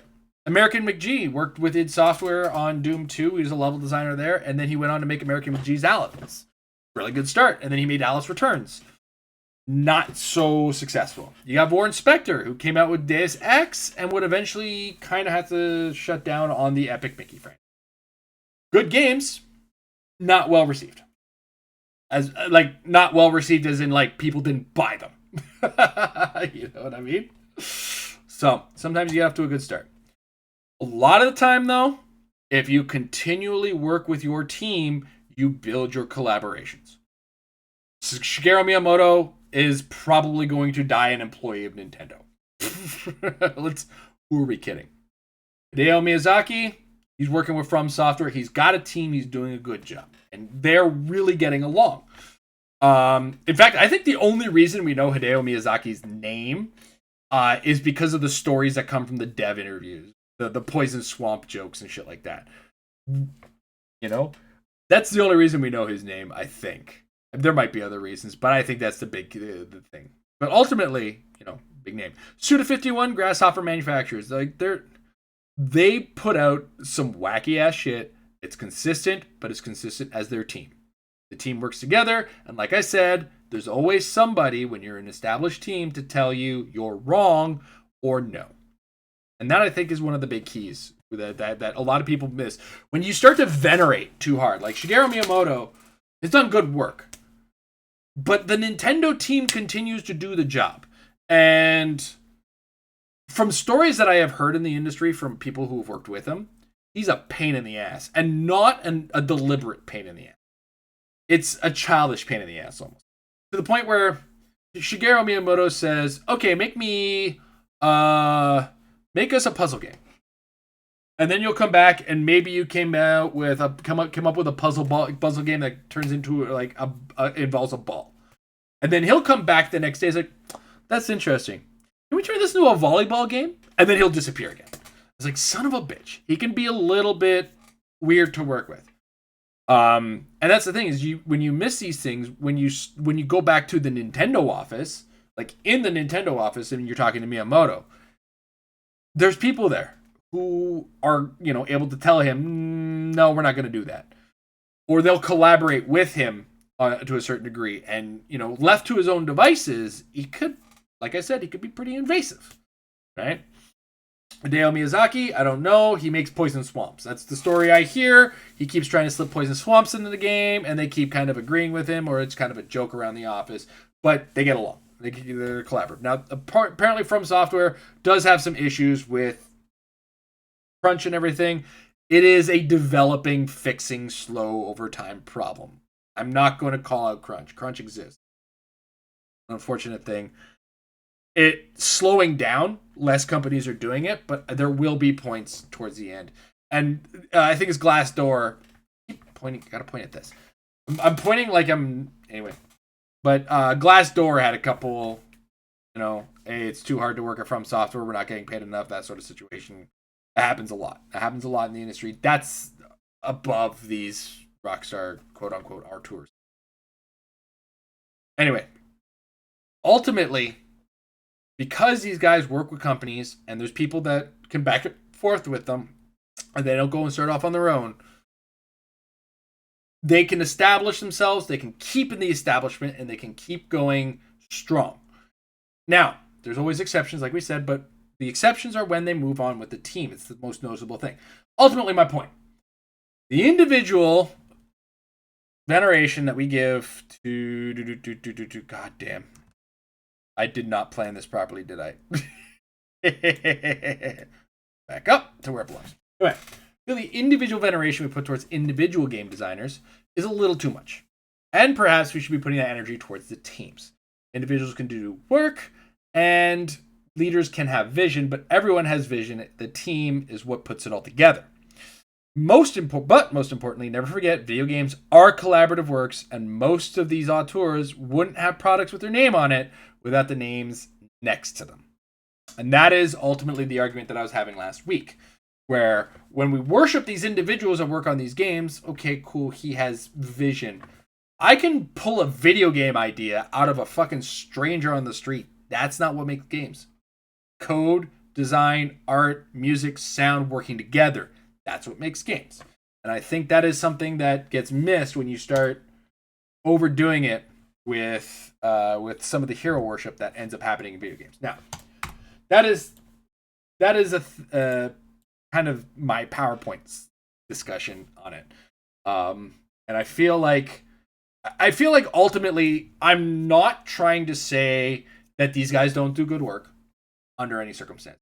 These guys do good work. Their names are on great games, but their names are next to others, and I think there needs to be more focus on the squad. Right now, unfortunately, when we got to the conversation about Kojima and we got to the back and forth, there's a little bit more interest in talking about Death Stranding. I didn't like it, so on and so forth. That wasn't the point, really. I feel like, unfortunately, because Kojima's name is on his studio, it's going to be hard to split the two. You know, I would personally call it Kojima Productions as a collaborative effort. Respawn Entertainment, like I said, I'm not going to call it any of the specific guys. Nintendo, we know Nintendo takes a little less. Like, Shigeru Miyamoto shows up. He's a happy old man. He's cute. He's adorable. He's a figurehead. He does do design work. And I don't think he gets as much praise as he used to, because we do kind of say, hey, Nintendo first party, killing it. They're awesome. Nintendo first party generally gets venerated very well.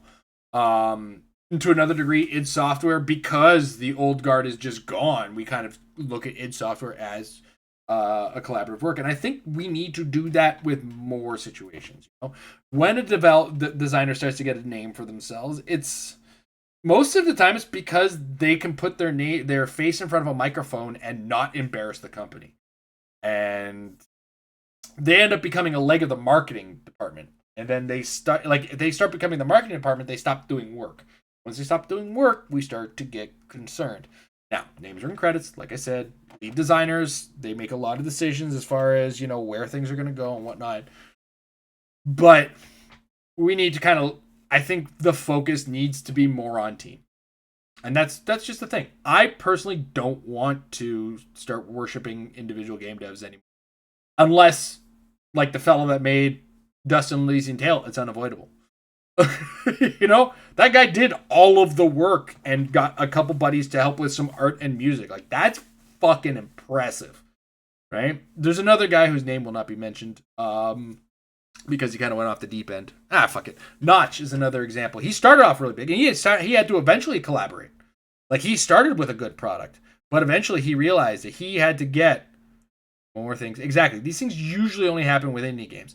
And then you also have to look, these individual indie game developers, they don't always deliver after the first shot, right? You get the first shot and it's like, all right, that's good. What's next? What do you mean what's next? I just busted my ass making this. There are exceptions again. Team Meat, very consistent. Super Meat Boy. What's the other one? Binding of Isaac. Really good games. I don't know if they've had other games since. I kind of lost track, but consistent team. But that's two guys. That's an artist and a coder who needs to sleep and stop eating breakfast burritos. My God. Indie Game the movie. Watch it. Absolutely fucking wild thing to watch. Maybe we'll do a watch party on that one. That one's a lot of fun. But anyway, in those situations, you can look to it and say, hey, man, individual devs did do that. But we're talking about AAA. And that's kind of why I wanted to strictly take the focus to, hey, these guys that we're specifically talking about had the backings of big companies. id Software was a smaller size company, but was still like a big name company when Ramiro went off. Also worth noting is Ramiro and American McGee were both id Software guys that kind of moved on. Anyway, that's my lecture on it. It's a shame Iskander wasn't here because he was a big point, a talking point, a back and forth point. As in regards to that, maybe I'll put up a highlight and pop it in the Discord and like tag him or something. to kind of continue the discussion, as it were. Did you want to add anything, Slash, or your thoughts, or do you think I was way off base on anything?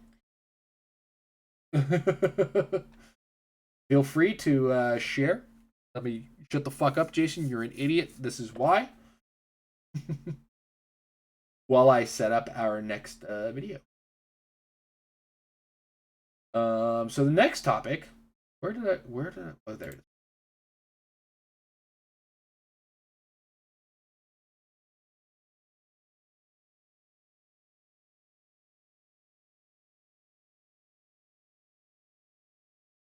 Oh, game designers are the worst. Fair enough. Fair enough. All right. Let's get back on our fun Berserk shit. Let's talk about Hellboy, America's Berserk. Now, I pre-watched this movie this weekend. This movie. Damn it, Coney. You son of a bitch. You're on the same page. Okay, good. I mean, honestly, I just feel like sometimes we look to the names and we venerate them a little too hard. And then I think our worship of them does build their ego, but then they take that ego and then start to do things on their own, and they realize they're not a CEO, they're not a marketing guy, they're not, and then they end up having to wear all of those hats the second they get out, right? Some guys, they can do it, but other guys, aren't game. Like, I was going to use Gabe Newell as an example, but he's not an example. He was a team leader at Microsoft who helped build DirectX, and then he built Valve Studios. Now, granted, he probably did some coding work, because I don't know his specific position at Microsoft and his particular, like, I don't know if he was just a team lead or if DirectX was like hard work that he did. And if it was, then yeah, he's a coder. Good on him.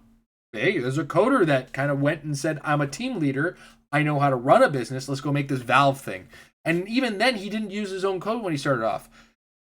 Not a lot of, some people do, some people don't. They don't know that Quake 3 was the engine that Half-Life 1 was built on. But they changed the code so goddamn much. They're like, hey, id Software, we did all of this. And Carmack looked and said, that's not our code anymore. Fucking don't even mention our names anymore. You've changed it so much, it's not us. This is you. This is you guys, which is impressive when if you know who John Carmack is. Actually, I wanna just do a thing. Just very quickly.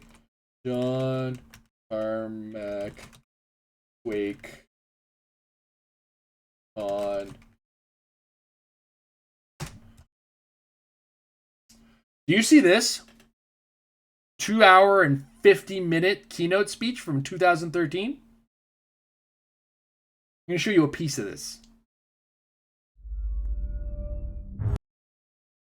That was going to tie into real work. It relates to a vision that I have for using multi-core and game logic in a different way than we're doing right now. So the state of where we're at right now with game code. 2.5 hours, almost 3 hours of that. Towards the end, he tends to talk about his rocket ships, his hobby with like aardvark. But that motherfucker is the biggest nerd you've ever seen. And I love him. I suggest, if you're really looking for some like nerd tech talk from the old days, watch a John Carmack's keynote. Like, it is super techy. If you're a tech guy, if you're super into like code and tech and hardware and like milliseconds on graphic rendering and shit like that, listen to 3.5 hours of fucking John Carmack going off. Oh my god, it's beautiful. But Berserk. Also want to point out, before we get this started, there's going to be more focus on the Hellboy comic than the Hellboy movie. If you're not familiar with the comic, it will go over those things. Some spoilers in there. But here it is.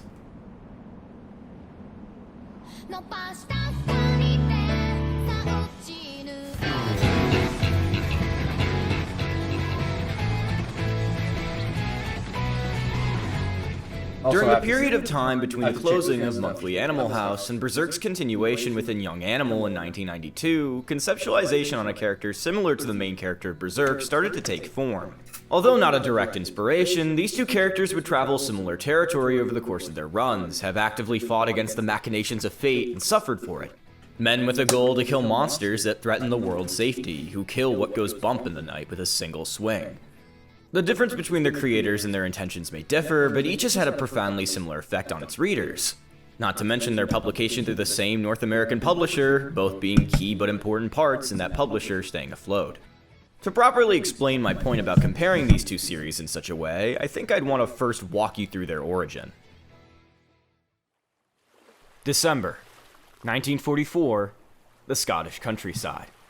A platoon of soldiers led by First Sergeant George Whitman stood watch in an abandoned church by the shoreline. With intel from the British Paranormal Society, aka the BPS, about Hitler's alliance with the satanic Slavic wizard Rasputin, the American soldiers kept watch until... crash! Out of a Also, yes, a good portion of the bad guys for Hellboy are fucking Nazis, which is great. bolt from a cloudless sky, the platoon of bad BPS guys. members bore witness to the arrival of...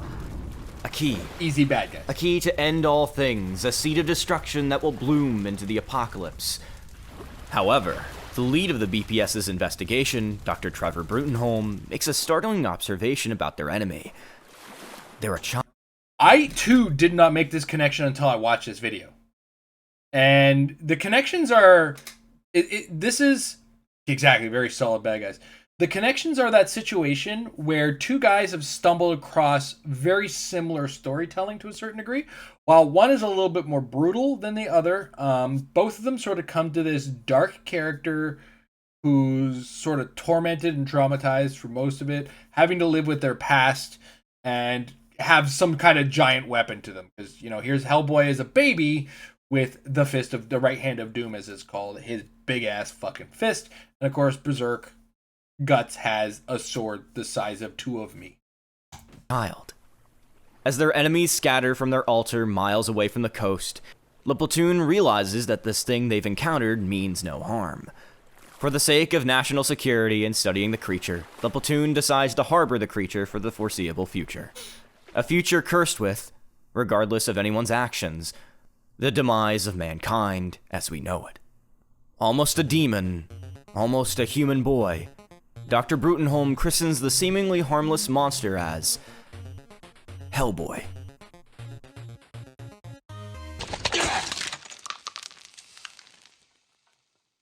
Buddy, I don't have another one.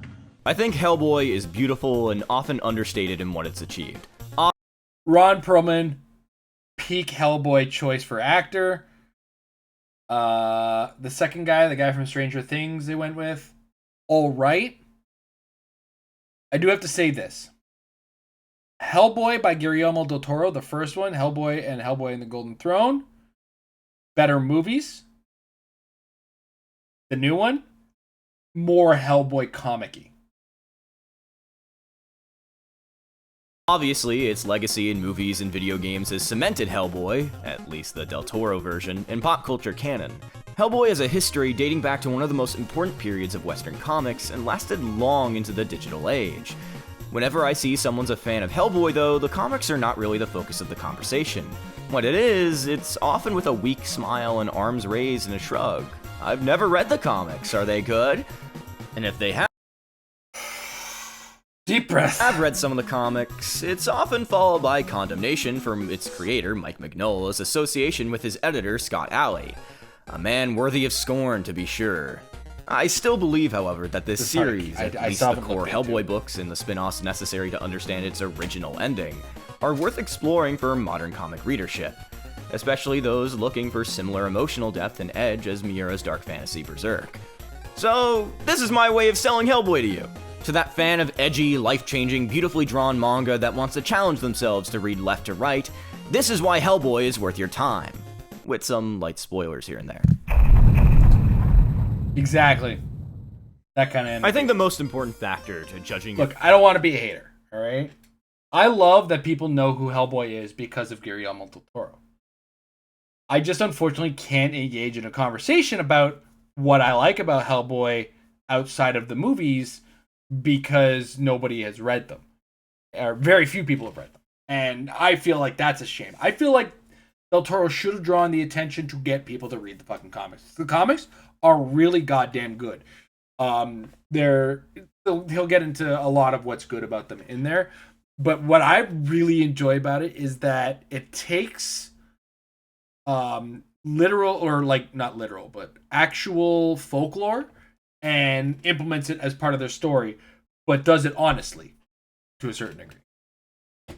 Your enjoyment of Hellboy is your opinion on Mignola's With care and artwork. research, I think is what Like I'm trying to Mignola's career as an artist spans 4 decades, not only evolving in terms of art style, but also visual storytelling. The shading is the most distinctive part of Mignola's art style, other than his tendency to draw men with heavy shoulders. Or slouched. He does I'm not gonna lie, I 100% want to read a Mike Mignola Batman book. fight scenes here and there for the sake of tension, and Yeah, at times He-Man uses was the an medium of alternate comics to cover. great effect, but a lot of Hellboy's best moments are its most quiet and atmospheric. Its intimate conversations and sad little diatribes. And also the memes. Love them. Keep them coming. There are other artists that join Mignola's side for various stories, such as Richard Corbin, who has done a whole bunch of the main Hellboy issues. His style compared to Mignola's is vastly different in terms of detail and shading, but that change in style isn't bad when it's still Mignola writing the story. It's certainly not for everyone and very different from Miura's, but that level of detail and clear love for the craft shows. Hellboy is a treat, in more than one way. I mean, have you seen Ron Perlman? Like, not just him as Hellboy, because I think you get that by now. Have you read Ron When is he considered Hellman? When he's a mayonnaise? Perlman's filmography? Have you seen his performance in Drive? Scander, you missed the early presentation, Motherfucking dude. fine-ass pussy mobile motherfucker. You know he was fucking Slade? Yeah, dude, I fucking love Ron Perlman! Hellboy is, well, a demon. Half, at least. He's the son of a great demon he doesn't know the name of, a human mother he never knew, and was raised by the Bureau of Paranormal. Wait, you didn't know that the Deathstroke from the Teen Titans animated series was played by Ron Perlman? Dude, I got some fucking shit to show you one day. Ron Perlman's... Go look at Ron Perlman's IMDb. You know what? Let's take a second. Let's just...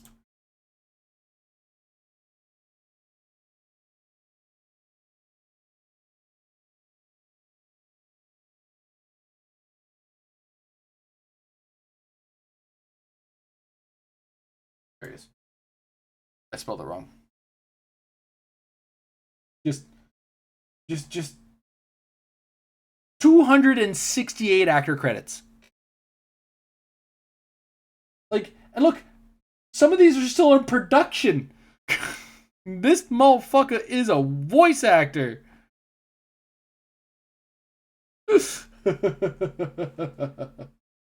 Oh my god, he's a voice actor. He's the voice at the beginning of every Fallout game. War never changes. Ron Perlman. Did you know that?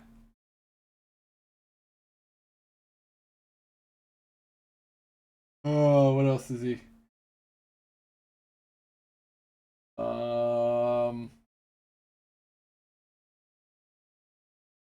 god, he's in, like, look at all the video game fucking actor credits.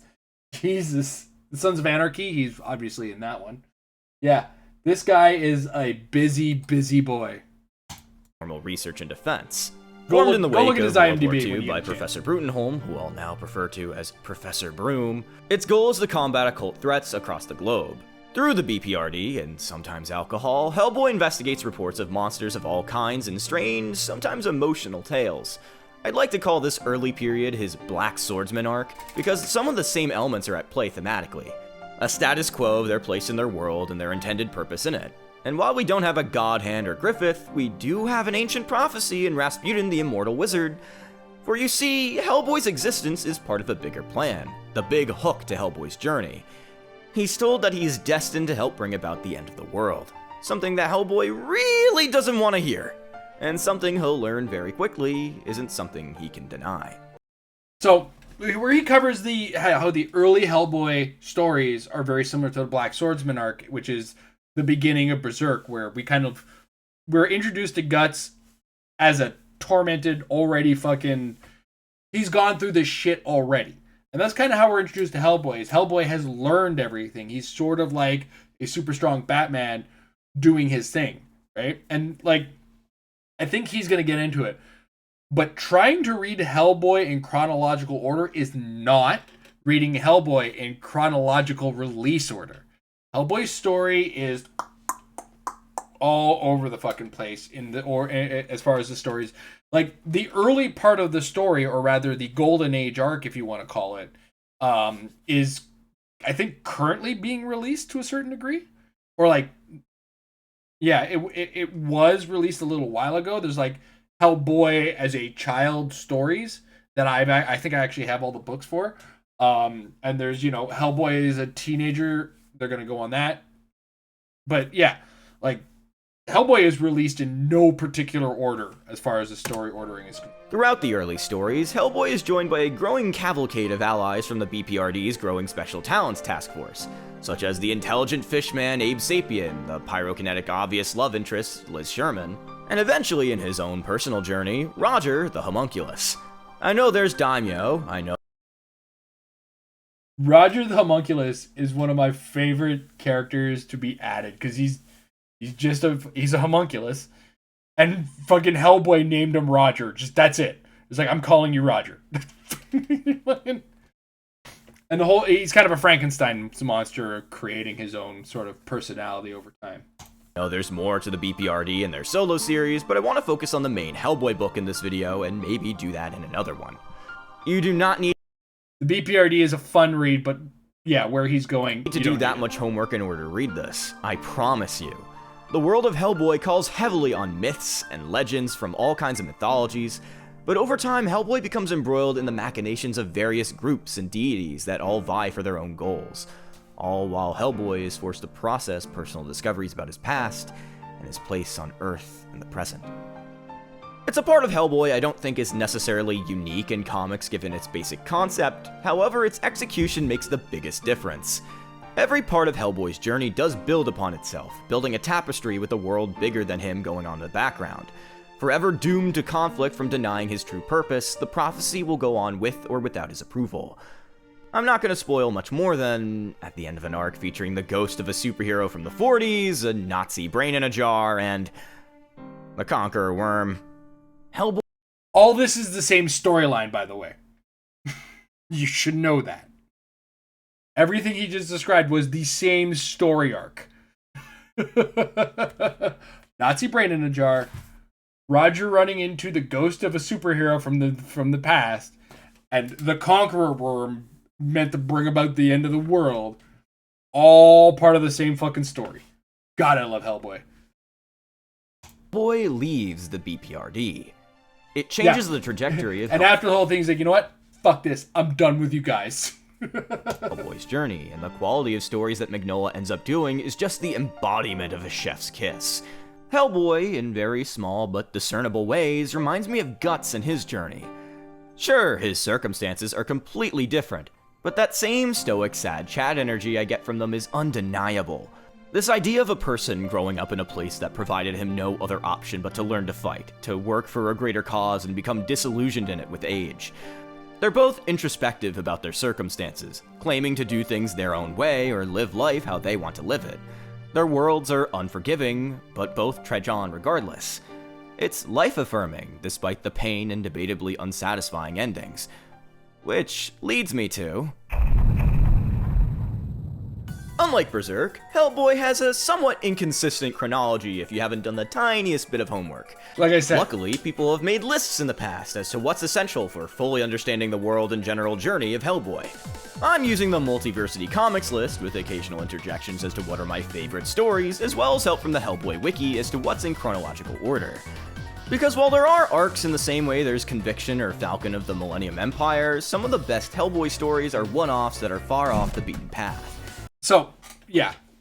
Hellboy is a collection, is a series of mini-series. There isn't a main story, Hellboy number 1 to Hellboy 151. There is a Hellboy miniseries over here, a Hellboy miniseries over here, and a Hellboy miniseries over here, and another one over here. And here's a one-shot book that's going to be a good story in a small page. That is one thing I got to give Mignola credit for, is he can write a good story in the small pages of an individual comic. Usually you get those fucking trade paperbacks, you get 6 months to write your fucking story, and you're done. Right? And then you have to move on to the next one, but you have that time. Whereas he'll just take that one book and go, let's write a good story in a couple of pages. And fucking he'll knock it out of the park. It's pretty fucking amazing. I don't off the top of my head I can't name the example that I recently got, but The major Hellboy solo series can be read in order of the first 2 omnibuses, Seed of Destruction and Wake the Devil, and Strange Places. The first omnibus is Mike Mignola really discovering his voice and the general direction for the Hellboy character. The first story of Hellboy is actually scripted by John Byrne before Mignola felt comfortable enough to write himself, occasionally inserting his own dialogue and word balloons that complemented Byrne's. In canon, the prophecy is set up, the sidecast is fleshed out, the origin of Hellboy and the Right Hand of Doom is slowly but surely studied. Also, Lobster Johnson.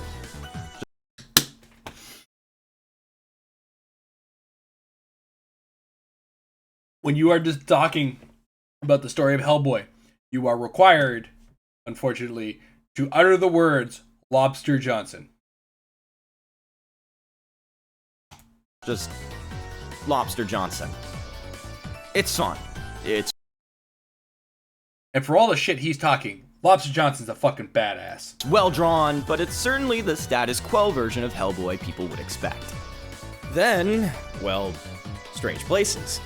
I say that this is the book where Hellboy changes from a standard, albeit novel, story for the time about monster hunting and pseudo-cape shit storytelling, as I'd like to coin it, into the moody and existential Hellboy I kind of adore. Hellboy in Africa is such an iconic period of Hellboy's story and a true turning point in terms of quality. No more BPRD, no more procedural adventures, now every threat going forward is focused on Hellboy and his fate as the Destroyer. And then from here, we need to take a detour. Although Omnibus 3 does feature the story that's most important in this particular era of Hellboy, there's another arc's worth of Hellboy wandering a foreign land with a bottle of booze by his side I want to talk about first. Hellboy in Mexico. This is a really fucking good story. I was shocked. It's kind of like almost like a, how do I want to put it? What was that movie's called? Not Leaving Las Vegas. The other one. Fuck. One with Johnny Depp. Oh, it's gonna be on the tip of my tongue. Oh. This series of stories not only adds texture and lore to the world of Hellboy, taking place during Hellboy's drunken journey through 1956 Mexico, but also introduces a key player or two that will be referenced much later in Hellboy's run. There's a wrestling match with a zombie luchador, a run-in with a baby Frankenstein, Hellboy even gets married! Right. To a woman damned to hell for practice with I talked over worth of Hellboy wandering a foreign land with a bottle of booze by his side I want to talk about first. Hellboy in Mexico. This series of stories not only adds texture and lore to the world of Hellboy, taking place during Hellboy's drunken journey through 1956 Mexico, but also introduces a key player or two that will be referenced much later in Hellboy's run. There's a wrestling match with a zombie luchador, a run-in with a baby Frankenstein, Hellboy even gets married! To a woman damned to hell for practicing the dark arts, but still! Hellboy in Mexico is just fun. It's what I recommend to people more than Seed of Destruction to understand the vibe. Also has some Planet Hulk vibes. Type of Hellboy as a series. The second most important tale I want to highlight before diving into hard plot spoilers is The Corpse. Not only is The Corpse a favorite for both Mignola and his fanbase, it's essential reading for the third omnibus onward, setting up the world of Faye and Hellboy's greatest players in a seemingly normal case. Okay. This, at face value, was a throwaway story. Hellboy in the comics is a nerd who got really buffed by jerking off. And he started with the stone arm. Like it's a rock arm that he's born with and doesn't. It's a key to something in prophecy. Anyway, The Corpse felt like when you first read it, it was just like, what a fucking throwaway story. What the fuck? And then it becomes like the fucking focal point of everything Hellboy. It was like, wait, what? The corpse is almost a prologue to the Wild Hunt and greater prophecies told in Hellboy's story. I mean, who doesn't enjoy Gruagach's shenanigans? Love that pig boy. It's also just one of the best things Mignola's drawn. Distinct designs, fun paneling, a simple but fun quest for our dear boy from hell. It's another story I'd give to people looking to find out what Hellboy's about at its core. The many colors and shapes Mignola paints with when telling his story. Now, these stories are the essentials in between. So, I'm gonna just, so you understand how awesome a story, too, that The Corpse is, as, again, a one-issue story. This is not a trade paperback that was it was a one-issue comic. Hellboy finds a body, and the body, finds a couple of fairies, and the fairies are picking up a body. And he's like, look, we need you to do a favor. You do us a favor, we'll help you with your thing. Like, all right, what do you need me to do? Okay, we need you to take this guy, an old friend of ours, and we need you to rest his soul at a grave. You need you to find a grave where his soul will rest and move on to the other world. He's like, all right, fine. Now the corpse is able to talk to him the entire time. Right? Like he's carrying this body and he's talking shit the entire time. And it's an Irish story, so he's talking with an Irish accent too, and he wants to go for a drink and all that kind of shit, right? So he comes to like, it's like, okay, this should be easy. Here's a nice mausoleum, and then like all the corpses like too full. No, you can't take them. Get the fuck out. Right? He's like, okay, well, we can't. It's like every stop he makes, he can't put the body here. He can't put it here. He can't put it here for whatever reason. And ultimately, that's the Cliff Notes for the States, Cole's Notes for the Canada version of the story. It's like, and in one issue, it like I'm not even doing it justice on how good a story he managed to put together in just this one shot. It's so good. Volumes 2 and 3, but there is one more story I'd want to mention. Hellboy, The Midnight Circus. Taking place long before the events of the main book, it's a beautifully drawn work by Duncan Fegredo, which focuses on a young Hellboy exploring the world outside of the BPRD for the first time. More foreshadowing for the future takes place within this book, so it is required reading, but it's not necessarily It didn't look like your standard Hellboy. We very rarely get to see young Hellboy in the main book, and it helps develop his relationship with Professor Broom just enough to add weight to future moments. And now, without further ado, Book 3, The Wild Hunt. Continuity is the name of the game here, as antagonists seen long ago start slowly creeping back into Hellboy's life. The return of Hecate, the goddess of witches forever linked to Hellboy after being reincarnated during Conqueror Worm. The unraveling of more of Hellboy's destiny through the introduction of the Osiris Club. Gruagach's return and his murder of King Dagda. The Fae converging in their search for a new Queen of Witches. Even the young girl Hellboy saved during the corpse. Everything comes into play. Even mentions of the BPRD's pursuits during the growing chaos in the world outside of West Europe. The world is in peril, as the Queen of Blood, Nimue, hearkens the coming war that Hellboy cannot ignore his part in, whether he wants to or not. This is where things not only become heavier, but the world feels older. Hellboy feels older. It feels like in many ways the culmination of Hellboy's wandering, his attempts to deny what was in front of him until it screams right in his face. Hellboy's relationship with the Osiris Club and their search for a king is just as important as his relationship with Alice Monaghan in this arc, the very same infant Hellboy saved during the corpse, which is weird, given what happens with them. I was very uncomfortable with that. But it wouldn't be a berserker. Right there. I was like, whoa. And you can't compare it to this. They're not a comparable thing. He, as an adultish human being, as an adultish creature, saved a baby, and then would go on later to kiss said person who was a baby when he was a mature human being. That is some Star Wars bullshit. Comparison without bringing up it's even worse, more egregious. Problematic elements. Okay, well. I feel like this arc is comparable to that of Conviction, at least the fun. The thing is, okay, I'm going to say this. As uncomfortable and as problematic as the Casca Guts' relationship at that first point was, those were traumatized people who had no fucking idea what they were doing.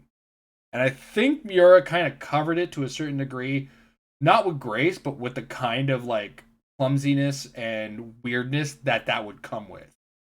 I think that's why it didn't hit me as hard, because like these people are fucked up and then they're trying to fuck each other and they have no idea what they're doing, and every experience they had involving sex was just fucked up. These people are going to have a hard time with it. Final third, or Falcon of the Millennium Empire. The paradigm shift of Hellboy's world hereafter is different from the one we've been in before. And where this arc inevitably leads, though, is probably some of Mignola's best work, but I may have to spoil something in particular to have the title of that arc make sense. You know what, fuck it, it's... After learning he's the direct descendant of King Arthur and the rightful king who will die in combat with the Queen of Blood, Hellboy pulls the sword from the stone and pays the Baba Yaga, a long-running antagonist to which Rasputin owes his mastery of the mystic arts, to take him across the battlefield to face Nimue himself. So yeah. First of all, let's take a breath here. He's the descendant of King Arthur. What? Who was King Arthur fucking? Also, he pays his Baba Yaga. You know what the Baba Yaga collects, right? After Nimue frees the primordial dragon Ogdru Shahad and basically causes Ragnarok to occur, Hellboy defeats Ogdru Shahad in one of the sickest fights in the series. As this is happening, the BPRD are dealing with their own situation, and as Superman says about issues like these that require more time than you're willing to put in, that's over there's problem, and over there has to stand for itself. Essentially, Hellboy slays quote-unquote the dragon, and from the dragon's chest rises a ghostly version of Nimue, her actual body being dragged down to hell, which results in, well... What the fuck?! Hellboy in Hell is the culmination of Hellboy's solo series. That's right, motherfucker actually just dies. Every drop plot point is tied up, every prophecy fulfilled, and Hellboy finally confronts the fate he sought freedom from the day he was summoned by Rasputin. It's truly fantastic work, and although the ending to this arc and to the main solo series may be a little confusing at first, it ties into the overall message that Hellboy was all about. Hellboy, in short, is about defining who you are in a world that's labeled you otherwise. It's about fighting back against the inevitable and embracing it in your own way when the inevitable finally comes. It's about Hellboy's self-discovery and sense of identity he's gained throughout his life, his travels, and his friends.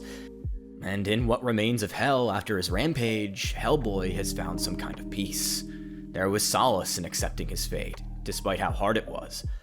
And just because you followed the path set before you, doesn't mean it wasn't worth the journey. This, for many, is the end of Hellboy, and it feels like the right place to end it, at least for me. I read all this and got a pretty satisfactory package, comparable to the emotions I felt reading Berserk and one of the greater indie comic franchises I've enjoyed. The story of Hellboy doesn't end here, though. Oh no, there's a direct continuation, something I'm making a point of to state the big difference between Berserk and Hellboy. Hellboy actually ended. BPRD, The Devil You Know, caps off every... So, this is why they refer to it as the Mignola verse prior to here. Hellboy does sort of end. It does have an ending to its story. Everything in the Mignolaverse and a nice little bow. Hellboy rejoins his friends for the final stand against Ogdru Jahad and the Ogdru Hem, resulting in the loss of most of Earth's life. The dragon is defeated not by our main heroes, but by the Osiris Club's machinations off-screen, and Hecate, who stated that it would be both her and Hellboy at the end of the world at one point, is finally proven right. Liz burns the earth clean of impurity, Hellboy's blood becomes the water that fills the earth, and frogs rise as a dominant species on New Earth. Hey, remember frogs from the beginning? Yeah, it all comes full circle. That's basically the most simplified version. So literally, Hellboy ends at the end of the world. Versions of events I can give you, because other than being a fitting end to Hellboy's story and complementing his self-actualization in his solo series, the rest of the required reading is yours to choose. I think the ending in the solo Hellboy series is truly all you need, but a lot of people who want the complete package deserve The Devil You Know in their lives. It's the only point of differentiation I can harp on with Hellboy compared to its contemporaries. However, it's still a complete package you can rip into as you see fit. So, if you're looking for something to fill that void Berserk left you, something that lasted just as long and has a strong emotional core behind its mood lighting or square heads, Hellboy is your solution. It's an epic that traces an entire world's complex lore into the journey of a man's self-discovery through consistent trials and tribulations that would break most other people. And he does it with such gusto and nonchalance, I can't help but love the guy. Hellboy is a lot of things. A touching indie darling, a series disgraced by a harmful editor, a fun way to explore the Monster of the Week formula, and in a small way, something to remind yourself maybe you should move past your self-loathing and acknowledge both what you can't change and what you most certainly can. I find Hellboy to be an inspirational piece for all it's worth, something worthy of praise I don't see it receiving nearly enough of anymore. So go forth, explore, understand that even though Miura is gone and his story may never be finished, at least by his hand, doesn't mean good stories don't receive good endings, or any endings at all.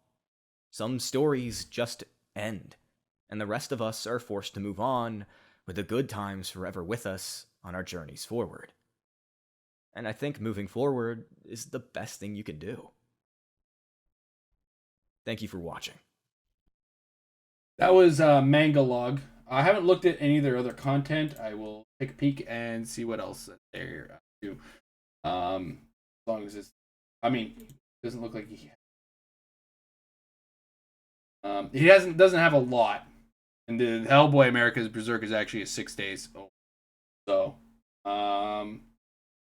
yeah, and it looks like he does a lot of manga coverage and essays. So I'm gonna throw a sub on there because he's new. That's a new creator.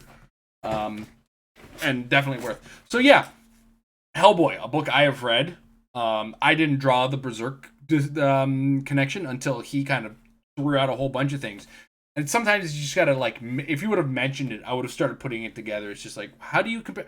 Oh yeah, nope, it's all there. So I don't know if Berserk's planned ending was to end the fucking world, but Hellboy ended up doing it, and they're just like, fuck it, this is how we're ending the goddamn story. But it's all about the journey, right? And he has to live up to his prophecy, but is it, does he define himself by his end, or does he define himself by how he got there and what he did before he got there?